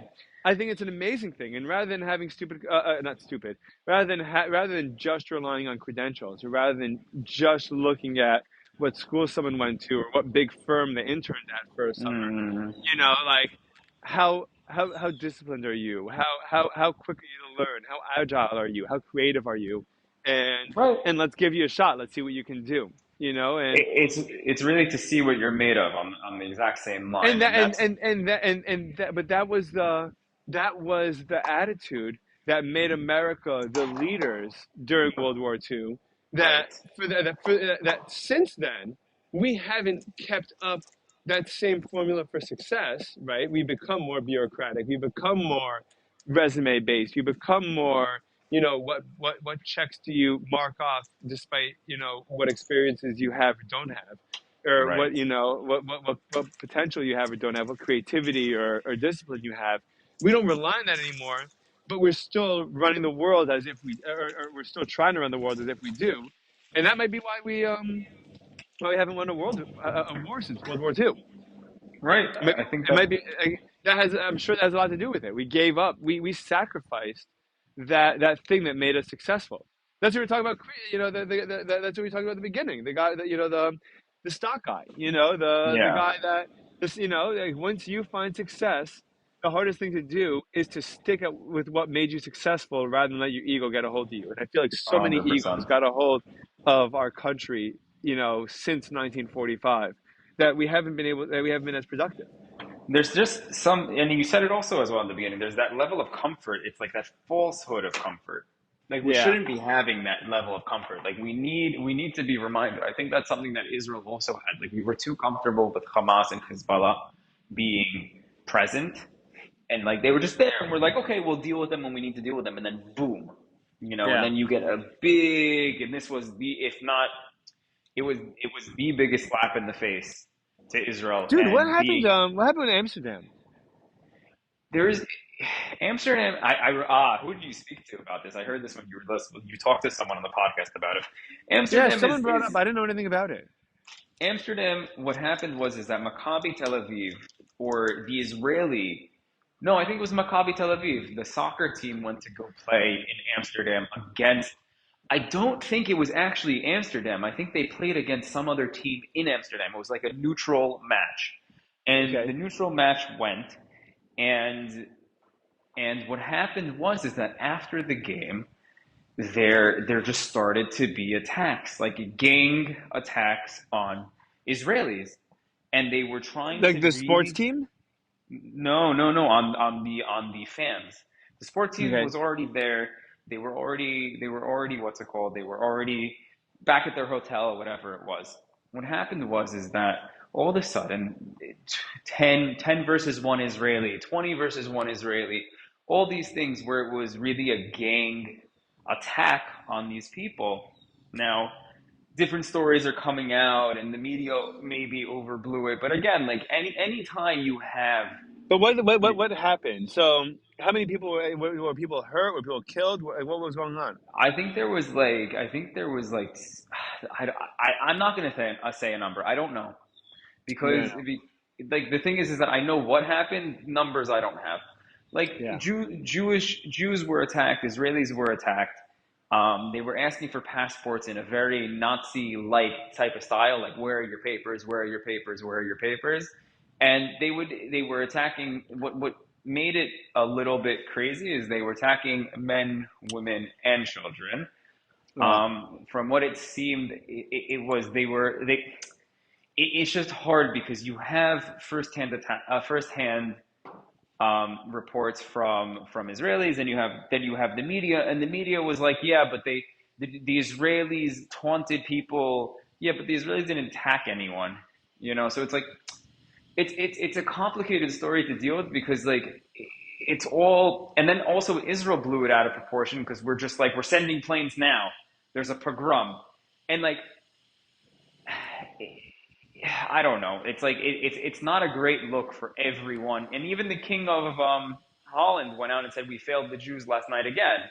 So yes, there's if you want to call it a pogrom, I'm happy to call it a pogrom. I don't know who's happy to call anything a I pogrom. don't know. I think that It was just a little bit, Jews are stuck in a very difficult place because if we cry wolf too often, then no one takes us seriously. yeah. But then but we have to, but also we have to cry wolf sometimes. Like there are times where there is a No, wolf, where it's you true. know. But here's the So like it's a problem. very hard.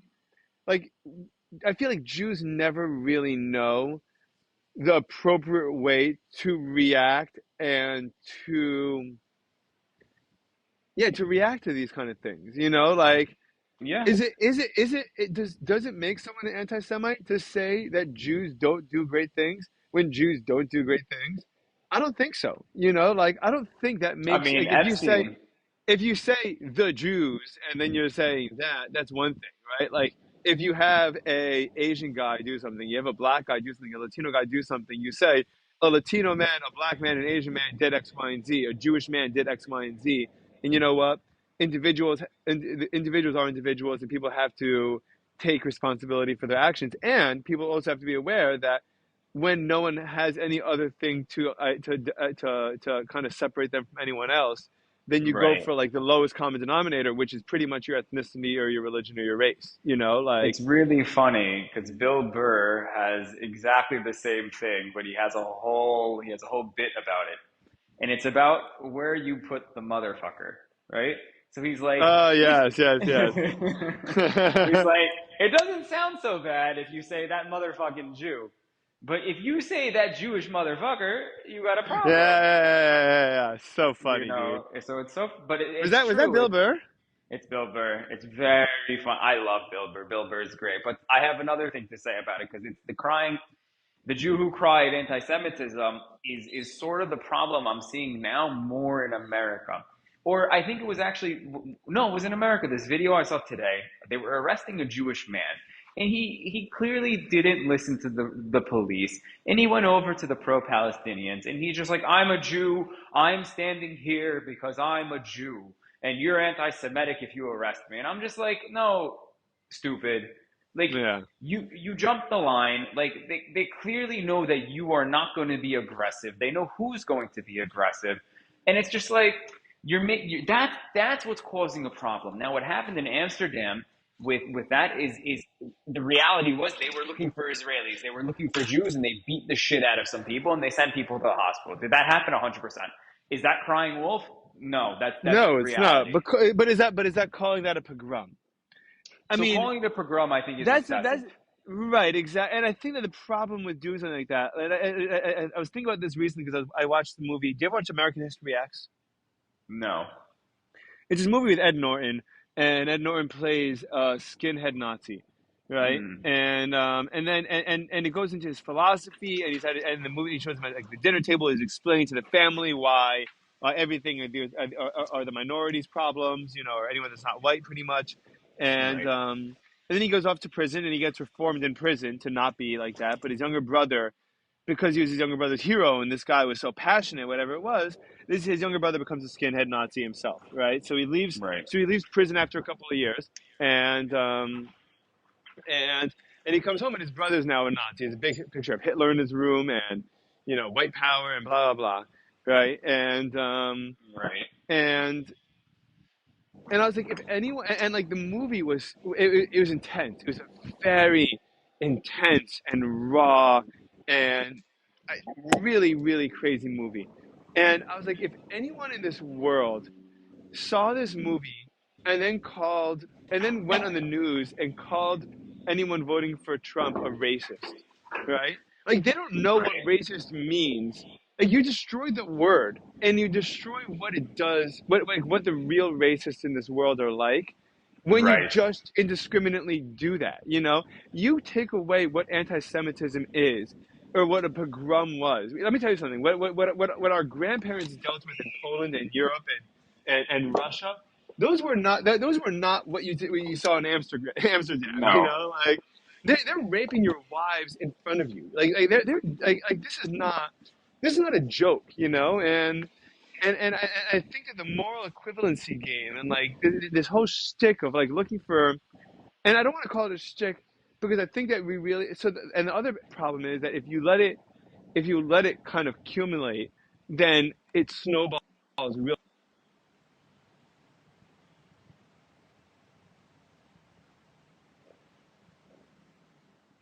Yeah, I don't know. It just cut out. Yeah, But yeah, yeah, no, it's I that heard is a you. concern. Yeah, so it is a concern, you know, but but you're also doing disservice to what it really means. And like these words are Right. reserved. Like, these words do mean something, and there is context, and they Like should be genocide. reserved.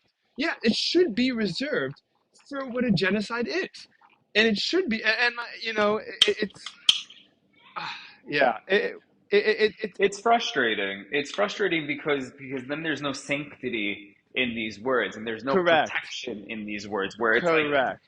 like when South Africa went against Israel and brought us to the ICC and said Israel is performing a genocide, they knew they had a Fox case. They knew that they were doing nothing. Why? Because what's happening in South Africa now is worse than what's happening in Gaza. Right. And by the way, and I think that if anyone was really nuanced and anyone really, you know, truly cared, I guess, to be nuanced and to be and to sound intelligent, what you say is Israel's not committing a genocide. We don't like what Israel's doing. But it's you know we don't like what they're doing. We don't think that what they're doing. You if you reserve the right to say that. You reserve the right to say whatever you want. By the way, you know. But but Well, that's the I First would Amendment. I could get behind as a person that loves Israel, as a person that loves Jews. But and also by the way, even though I love Jews, does not mean that they're infallible. And just because I love Israel does not mean it's infallible, of course. Right. You know, and I think it's really important to also say, like, we can agree on that, that you know, when Israel does something, it's just like in America, a group of leaders doing something that the population may or may not approve of. But you certainly, as an outsider, should not be saying that everyone that it just falls under that umbrella is It's just responsible and pure is at fault. negligence at that point. Like it's just Yeah, pure yeah, like this yeah. But is if you know, but if you were to tell me, I think that Israel's response is unwarranted, right? Let's just say that. I'm far right. more willing to have that discussion, probably concede a lot of points to you, probably say you have a lot of good points, than if you were just to blindly say it's a genocide, you know? Right. And and the nuance there is so important because the nuance there is what does that mean? And if that's the case, let's be consistent with our phraseology and the definition of our terms that we're using, and let's apply it all across the board. You got a problem with genocide? Guess what?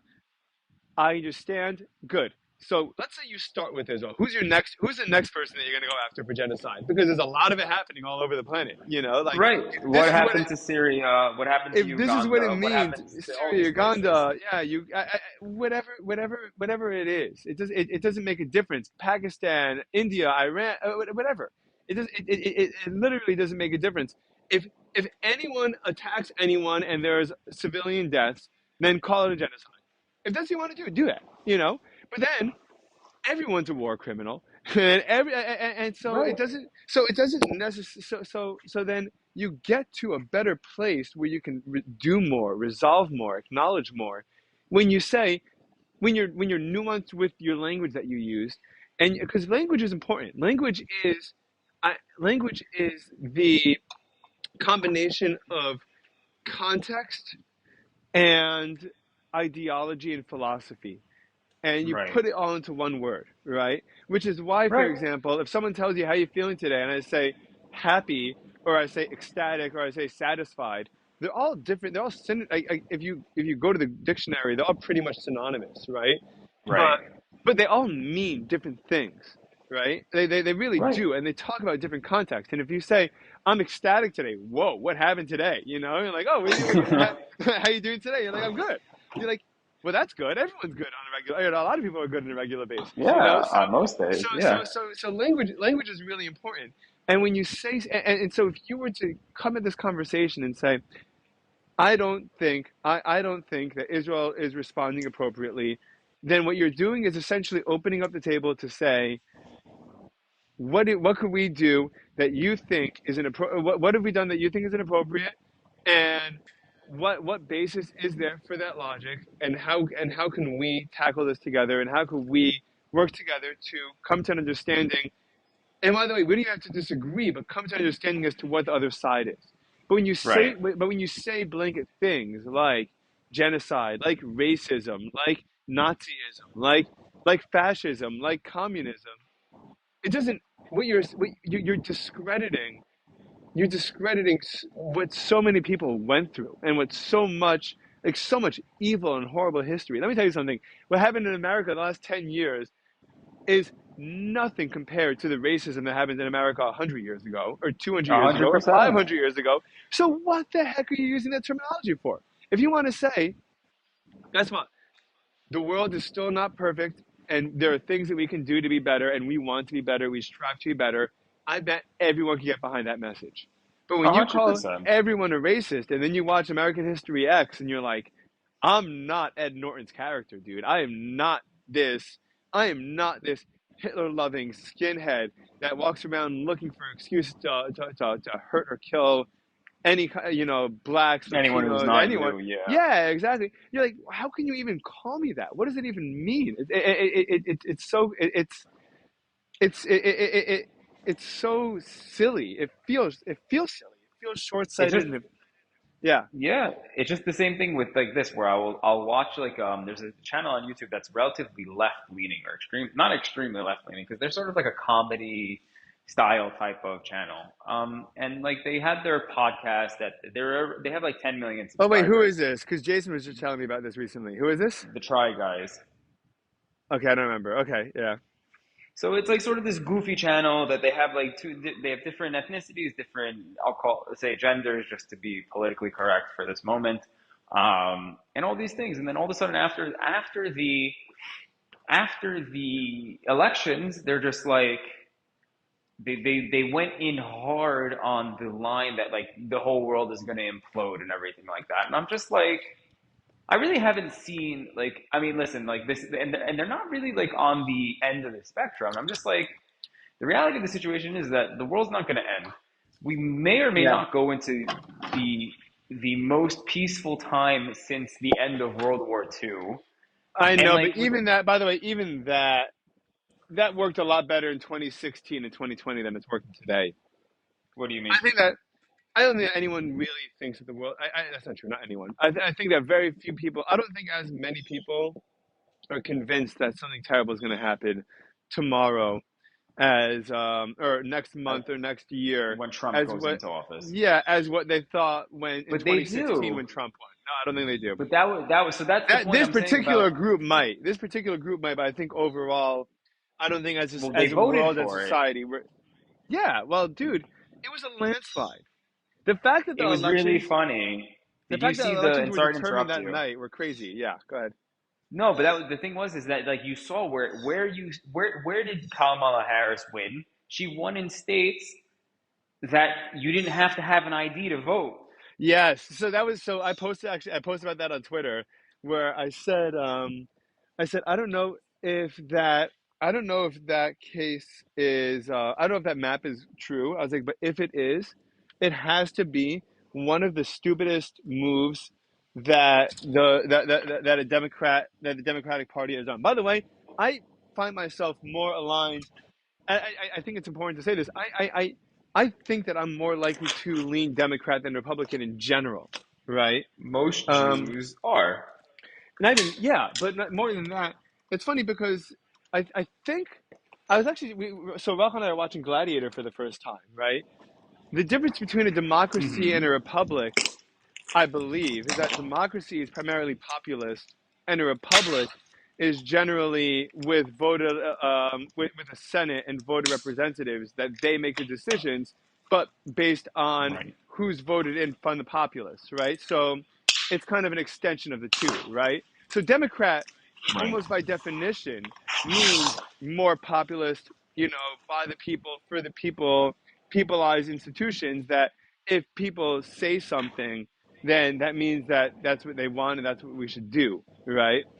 Right. And and a Republican, typically speaking, is I understand you guys are making a lot of noise, but the elected officials that everyone elected say otherwise, and we're going to do what everyone elected because otherwise it's just mayhem and chaos, right? Um, Right. and I understand that too. I actually tend to be more, literally speaking, populist or democratic like that, right? And Right. but so it's important to say to I think to preface this because I don't want to give off the impression that I'm not like that. But I think one of the dumbest things that they did was the fact that that the only states that Harris won in were the ones without voting laws, because if if the Democratic Party wants to continue the trend of not having voting IDs required, then Hmm. they should have conceded. They should have given some. I don't know if they cheated or not. I'm not going to say that they did, but Conspiracies. the possibility of them cheating is not zero, and it is suspicious. I think that the only states that Harris won, I think it's suspicious. The only states that she won were the ones without voting laws, right? I don't think that, and I don't have any facts to back that up. And like you could argue with me, and at the end of the day, it's just a matter of opinion and a matter of what you believe. So like, For sure. so with that, right? But if there was hypothetically cheating that occurred, right? That Harris won all those states. They should have given a couple of those states to Trump because they saw that she was losing anyway. And in the future, they could point to those states and say, "Hey, we're not going to use this to cheat. Look, if we were going to use it to cheat, then We how could come have. Trump won?" Right? Exactly. Right. Like the fact I don't think you think that 40% of the population in America voted for Harris. Absolutely not. I don't think 40% of I Americans think voted for I her. think there was a large in the closet. I'll They jump a weren't little even bit in the forward and then back. closet. They weren't in the closet. They were all watching the Rogan's podcast. They were watching Lex Friedman's podcast. They're watching Theo Vaughn's podcast. You didn't have to be in the closet. Look at how many She views they made got. big mistakes with those, by the way, where she did not. She only went on Call Me Daddy, that one. Call her She only daddy. went on Yeah, one. She only went yeah, on one podcast, and that was once she did that, and she wouldn't go on Rogan, who is relatively liberal dude, he in is his liberal, and he well, pushes he back on people that aren't. Like if he has, like he's argued with Ben Shapiro on his show. Like for like sure. like he is a liberal. I mean, he's it's crazy. He's not a modern day liberal. He's not a 2024 liberal, but He's the he is a personification of what a liberal is. Well, that's how I also see myself because I consider myself to be fiscally conservative, but socially liberal.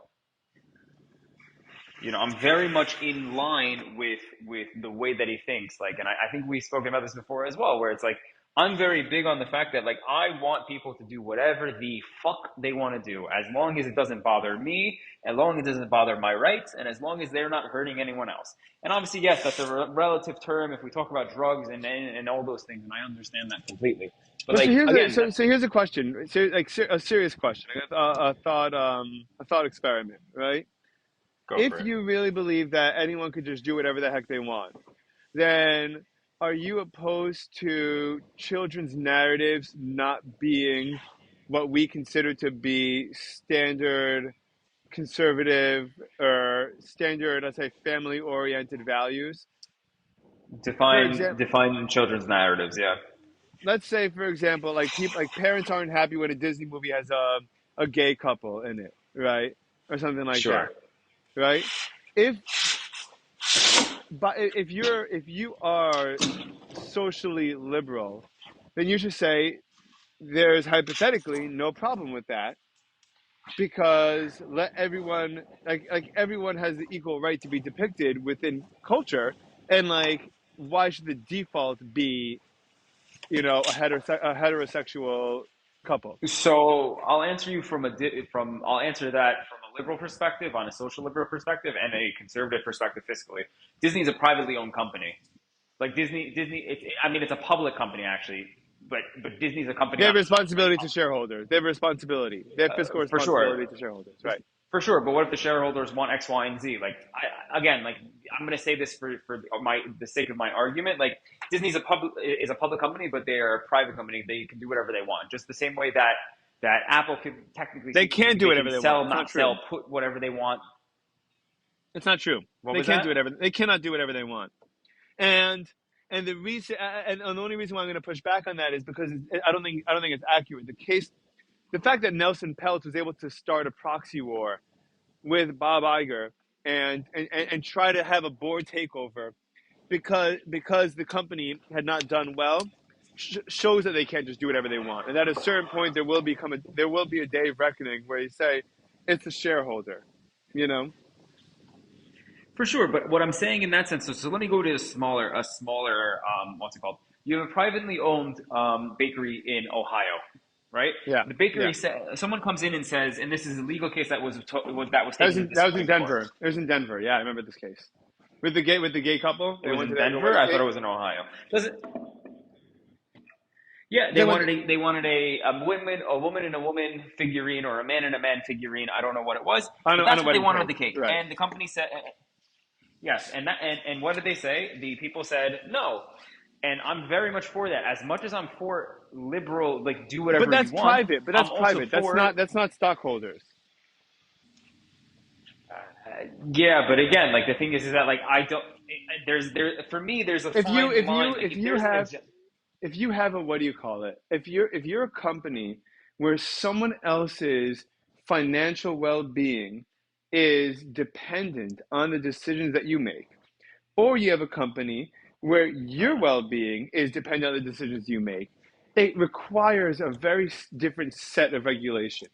Because what you do when you're trying to take care of yourself is very different than what you would do than if someone else was depending on you to help take care of them, right?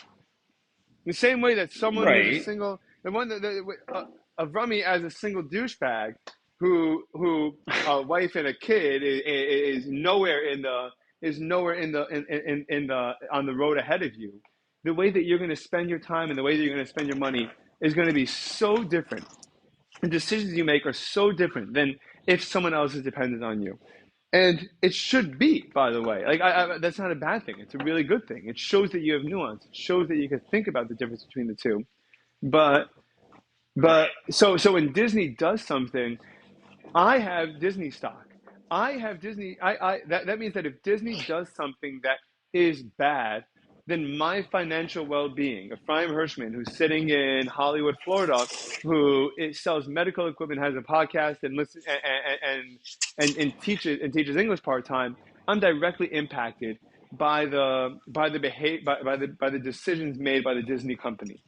So the Right. rules and regulations around that are going to be fundamentally different than if there's a mom and pop shop that says, I'm willing to lose business because I don't believe in gay marriage for whatever reason, and so I'm not going to make a gay wedding cake, right? Right. Like you're not harming anyone except yourself, and you're not even necessarily harming yourself. You're just choosing not to accept business from someone, right? Right. So I mean, I think listen. that I guess. yeah. Sorry. Go ahead. No, that's it. I think that there's a difference. I just want to be as thought out about this kind of conversation as we could be. No, for sure. I mean, listen, like I'm not I never claim to be the best political stance person or whatever it is. There's only a few things that I get very involved in. That for me is Israel and usually taxes. I know a lot about a little when it comes to these things. Like, again, if you were to ask me certain things about why I think I'm liberal, it's because I do have friends who happen to be on this gay spectrum, as I try to speak English.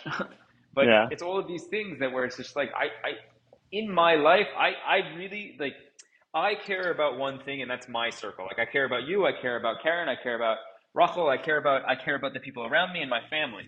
So at the end of the day, like these things are like not like what do they call those types of voters? Like I don't know. I'm very selfish when it comes to those things. Like as long as like But I'm everyone should okay, be. Everyone should be right, because everyone's entitled to their opinion. You're right. contributing, and you're a citizen, or you're paying taxes, or you're part of this world, or part of this country. Then what you say, what you think matters. Right.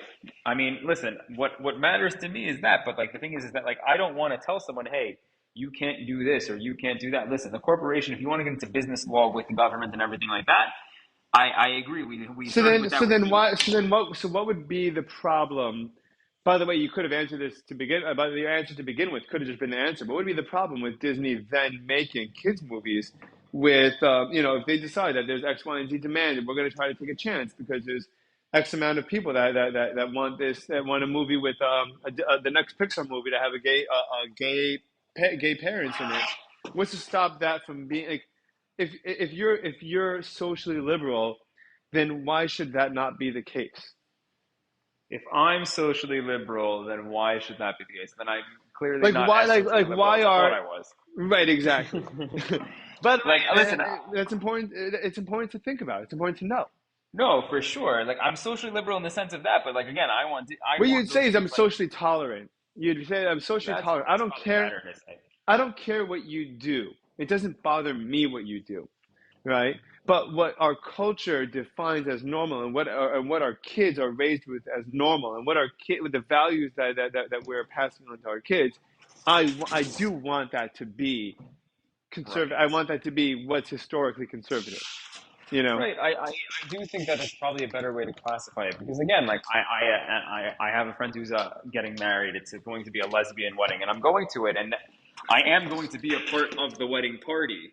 Like Right. I'm going to be like so. It is in essence celebrating something Yeah. that I don't Well, that, listen again. Like yeah.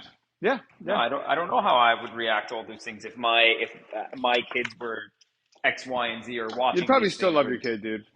Like at the end of the no, day, for like, sure. but like, so it's funny because I think that something like that at this point in time, would kind of be similar to the way that a parent would probably react to a kid 20 years ago if they told them they weren't religious, or 50 years ago if they told them they weren't religious, It's very similar, yeah. right? Like, it's not You like, see the parallels. yeah, totally. Where it's like, I love you, and like, oh, he's our quote unquote not religious or not whatever. Let's say if you were a conservative and and they're liberal, and they're liberal and they're conservative.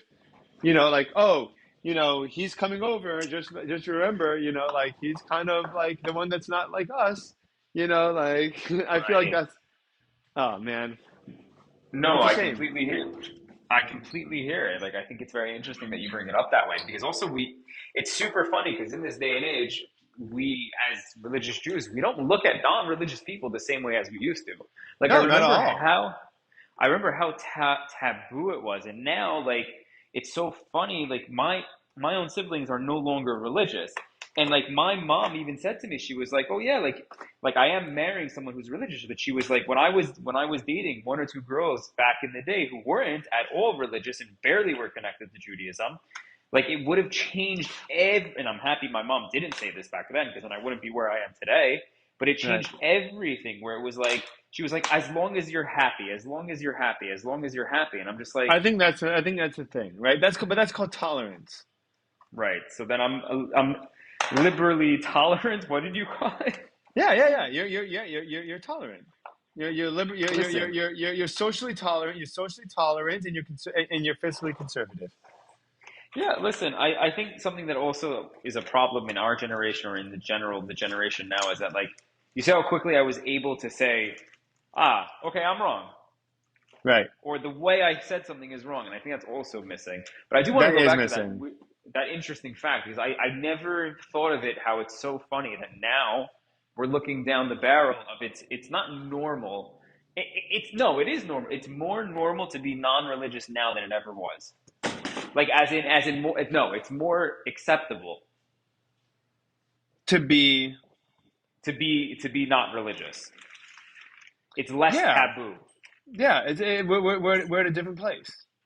It's so We're at, interesting to me because like you tell me how you felt in high school, but like it was so like, oh, that guy's not religious.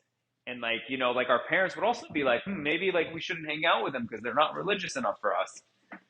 And now it's sort of funny because I also look at it in a way where it's like I'm thinking back to the way we grew up, and I'm just like, oh, these people weren't so bad, but like, but now it's funny because even the non-religious people are still going to shul, but they're just not religious. Like, it's a um, very interesting concept.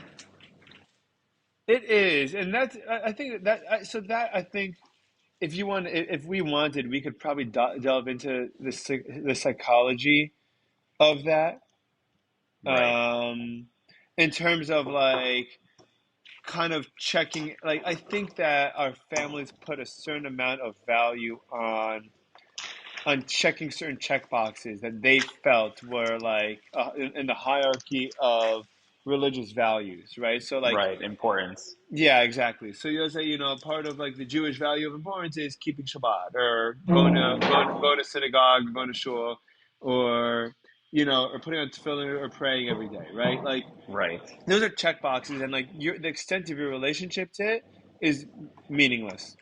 Like right. how much you care about it, what you really believe it, anything like that doesn't really matter as long as you do it. That's stupid, Well, that's what how I always felt. You and I have always spoken about stuff like that, where like for me, I never until recently, like I never enjoyed going to shul. I still don't love going to shul, but like I never enjoyed these things, and it was very funny because like for years and years and years and years and years and years on end, even till now, I didn't know that there was another option of being like no one really cares if I go to shul. It's for me. And if I decide to go, it's great. If I don't decide, and like no one's forcing me to daven or to pray when I'm at these places either. It's up to me, which is also the thing that like they don't really teach you because like you just expect to go and because Judaism is it's a very social religion. So you're always stuck in this loop of like, oh my God, but like if I don't go, someone's gonna think, and if I don't daven this way, and if I don't pray this way, if I don't do this, and then like I finally relatively recently got that out of my head, you know. right? And especially at my Shabbat table these days, 90%, and I say this like sort of confidently, 90% of Karen's friends are not religious. Right. It's a very interesting place where we find ourselves, and it's also very interesting because we're in Israel, where you would think we would be more religious. You know, Yeah, but I think that that's kind of gone away too. it It's sad, I has think, but I think it. yeah, I don't even want to go down that rabbit hole because that's a crazy rabbit hole It's an insane. It's a weird one. of like It's a very weird one. what should Israel's relationship with biblical Judaism be? If Right. and It's to a what very extent? interesting one, but we can move on to a different topic, or we can go back to the PhD. Yeah, let's go back to PhD. So, yeah, I mean, if we're jumping back to all the way to food things, but yeah, my PhD is, I think we spoke about it once on the podcast, so I won't go into detail, but I'm developing sensors that are able to detect food spoilage before your nose can detect it. So there's a certain level of scent that we are able to detect. And those usually are in the levels of ppm, which is parts per million. And from there, if once we're able to detect the lowest amounts of that with my sensors, we will be able to detect spoilage the second it starts happening. So it'll save money and time and all of these things for these companies. But the reason why I went into food sciences, is because the results are a lot quicker in food science rather than in regular biology. And it's one of the reasons why I despise regular biology is because Because it takes too long. it takes too long. You can screw up very easily. And like you have a month experiment that you need to do. And if a month long experiment, and if you screw up on day 29, you have to restart you have to go back to day zero. Do you think it's out of necessity or that's because out of bureaucracy? The science or the reality? Both. The science is no. So there is. I'll give an example with stem cells. You have to allow things to grow. Like with stem cells, like the way I was working in a CRISPR lab, which is the hot topic of everything of science today, or it used to be. Now I don't know what it is, but um, and basically what happens is that when you're trying to edit your genes, you have to see if there's these things called not mutations, but you have to see if there's I forgot errors. Okay. If there are these certain errors that occur that if you cut a gene in a certain if you cut DNA in a certain location, it might cut in a different location, and then you're really screwed because then you're creating these cuts that weren't intended. I think I forget the term because I haven't been in the quote unquote field in a while, but these experiments, not because they like are bureaucratic and they have to think it. That's just the way this science works. The science that I work on now is that I build my system, I develop the sensors, I synthesize the sensors, I make sure that they are in the correct concentration, and then I do my experiment, and I get results almost instantaneously.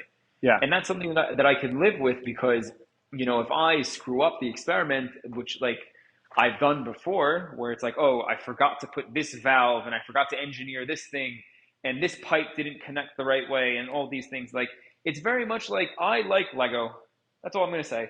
Like, I like Lego. So building Lego is great. I don't actually like Lego. I don't have any Lego in my house. But I'm saying, like, that's the best comparison I can give you, where it's like, Yeah. when you talk about these things and when you look at the sciences, it's sort of just like how engineers really work is just a big Lego puzzle. It's like, how am I going to build this well? What am I going to do with this and all these things? And that's what I really like. I like using my hands. Like, I like building IKEA furniture. I don't like how many steps it takes, but I like doing it. I like doing things with my hands. Like, I don't mind if my hands are all cut up and bloody and all these things. Like, it just means that I can feel something. I'm Yeah. doing something. And that's how I feel with food science as well. Like, you're seeing the process before your eyes really develop. And when you can do that, it makes life so much more fun and so much more interactive rather than, oh, okay, like I have to check under a microscope at 10,000, 20,000, 30,000, which isn't so high, but you're looking at things that are nanometers, which are much smaller than inches and centimeters, and you're going nanometers and then picometers, and you can even go smaller and smaller and smaller, as small as you can go. So it's all of these Right. things. So I don't know. If that's if that's the way the cookie crumbles, I guess that's the way the cookie crumbles. That's the way the cookie crumbles, dude. Dude, what do you imagine? What do you hope that you could do for a living with this? Like, what would you like to keep on doing with a food science degree and like with your experience? I would love, even though I'm like relatively lactose intolerant, I would love to work for an ice cream company developing new flavors. Oh yeah. Like, yeah, like improving flavors, creating new things. Like maybe that's the reason why like I loved Willy Wonka when I was little. Like, it's just like that. Like, imagine Willy Wonka as a food scientist. Like, that's the reality of the situation is Willy Wonka is a food scientist. Like, whatever, Yeah. if it's magical and whatever it is, sure, it's a wonderful movie. And it's just the reality is that's extremely exciting. Like, you're building something and you're chemically making something, and like, in all honesty, like food labs, when you're doing all the chemistry and like you have tasting labs and all these things, you, I have a very good example. There's a ride in Epcot that you hate but I love. Which one Figment. is it? Figment. And that's exactly the lab I work in. Like, that's the thing. Like, from the first time we went to Epcot, the whole gang, you, me, Zach, and Jason, like, we went to Epcot the first time, and I was like, oh my god, this is so great. And that's like the reason why I love science, because science is so close. When the science is good, you think it's magic. Right. For sure. And that's the beautiful thing behind it. If you were to ask me why I decided science over medicine, is sort of that exact reason. Like, science is, for me, So is is medicine, one dude. thing. Medicine is too, but in some senses, like, medicine is just. I think medicine is. I'll say it this way, and some people will be happy, and some people won't be happy. Medicine is more magic to me. It's not magic. Medicine is more godly, and science. This, like, the science that I'm doing is more magical. Like if that makes sense. Like because like the thing is that like everyone could be included in it. Like not like medicine is sort of a hierarchy. Like it's sort of very hard to get to. You know, there's such a high entrance fee, whether it's schooling, whether it's pharma, and all these things. There's such a high entrance fee that it's super hard to get to. You know, in science, I think this is why like I know you've always said like, oh, I can never do science in high school. Like I believe everyone can learn science. Doesn't mean you have to do like a degree in it, but I truly believe that everyone has the capability of learning science. I agree too. By the way, I really do think so. I think that, and I think that, if you actually teach a culture or a society that science is for everyone, then that is one of the keys to making a society flourish. Because then everyone does research, everyone goes along these objective steps, everyone tries to make these kind of patterns. And when you make it something that's separate for, I don't want to call it elites necessarily, but when you make it something separate for people that don't necessarily, that would be off put, like myself, I don't think this way, so I Right. can't do it. Like if you do that, you limit what people could bring to the table. Right. This is why I don't love what's going on in our generation now. Like, I don't, or the world today, I don't know if I can say our generation anymore. The world today where it's like we're idolizing these TikTok stars and getting rich, these literal, but they're not schemes because they're working. These get rich quick Plans. plans, they're working. Like, go on TikTok, do all these things, you know. People are selling foot pictures, I don't know, like all these crazy things. But it's like, we're not idolizing the right Dude, things. did And you like, buy I my think, picture? would if I say no, would you be offended? No, dude. I wouldn't mind. I'll just find someone else that'd buy it. But you'd be I'm not missing into, out, dude. I got great feet. no, you don't. I've seen them. Okay. Well, You know, another man's foot, another man's trash is another man's treasure, I guess. But no, like, That's right. but this is why I got super excited when Trump was like, Elon is coming to the White House. Because Yeah. again, it's this culture of like, you know, this is why I was like a little bit confused. Like, how many people are now scientists because Tony Stark was a comic book series? Yeah. Like that's Probably a that's lot. something I want to know. You know, I hope a lot because again, like, Hello? you know, I, I'm here. Ooh, reconnecting, Hello? reconnecting on your end or my end? Your end, probably, because I'm I'm fine. here. I hear you. I'm also fine. I have full bars of Wi-Fi. Okay. So, by the way, I bet Tony Stark inspired a lot more people than I think he even realizes. And I would love to talk to some of those people. I'd love to have a podcast with someone that became a scientist because they watched Tony Stark and Iron Man. It's very I think, accessible, dude. 2007, 2007 was almost 20 years ago. which is nuts, dude. I mean, what we were in? I think we were in seventh grade. I don't know. I didn't watch the first Iron Man movie till I was probably out of college. Well, because your mom wouldn't let you until you were out of college. Well, yeah, and also I remember I think we were in on the. I remember at one point we had an experience. I think it was a school trip or a camp trip, where I felt that where we were watching Iron Man or Batman or both. I think maybe on like while we were driving to like Canada or one of those places, and or in camp and we were driving from Wisconsin to like South Dakota The Dells. and the Oh, Dells. No, South Dakota. This is for Mount Rushmore trip. Mount Rushmore to South Dakota? got it, got it. I was not with you. That was the year that we. I think that was the year before. So Dude, underrated. I I've went I've to. been to Mount Rushmore 3 times in my life, or 4 times in my life. That's that's extremely underrated, dude. That's extremely I've never underrated, been. right? Yeah, dude. I've seen That's Mount. like I saw Mount Rushmore with Adam Burbank, with Camp, and then one other that's time. I don't so remember when the other time random. was. Camp is Um, not random.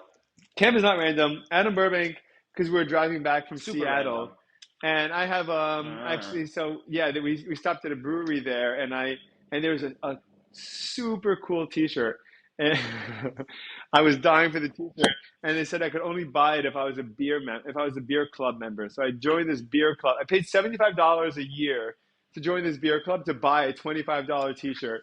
Yeah. So I paid $100 for the T-shirt to join this beer club in this brewery that's right by Mount Rushmore. Um, and no luck, dude. Can you hear me? I can hear you. Yeah. Um, Can you hear me? yeah, I hear you. Yeah, dude. I love traveling. I love the States. I love stuff like that. But yeah, what were we just saying? About underrated that you were at Mount Rushmore. No, before that. I don't remember. Oh, Tony Stark, science and becoming a scientist. Yeah, I just think it's crazy. I would love to talk to someone that had that became a scientist because of the inspiration they got from like Marvel movies. I think that people used to be more like that. Like people would read books about like detectives or whatever, or Right, aviators or adventurers, and like that would literally shape the rest of their lives. for sure. Like I don't it's know. just super I never, interesting. Like I don't know if I ever had that though. I've never had it. I I've never had the never had it. experience where I watch someone do something and I'm like, I have to put everything else in my life aside until I accomplish that one thing that they do. I'll tell you the one thing that might have gotten me for like a hot second, which was like American Idol. Really? What? You wanted to be a singer?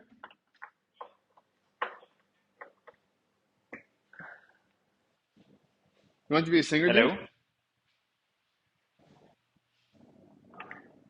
Hello? Can you hear me? I hear you. Shit. Where's my service? All right, dude. Can you hear My me? my yeah, but I hear you. Can you hear me? Hello, hello. I can sort of hear you. You sound like a robot. Okay, we're calling it here. Okay, dude.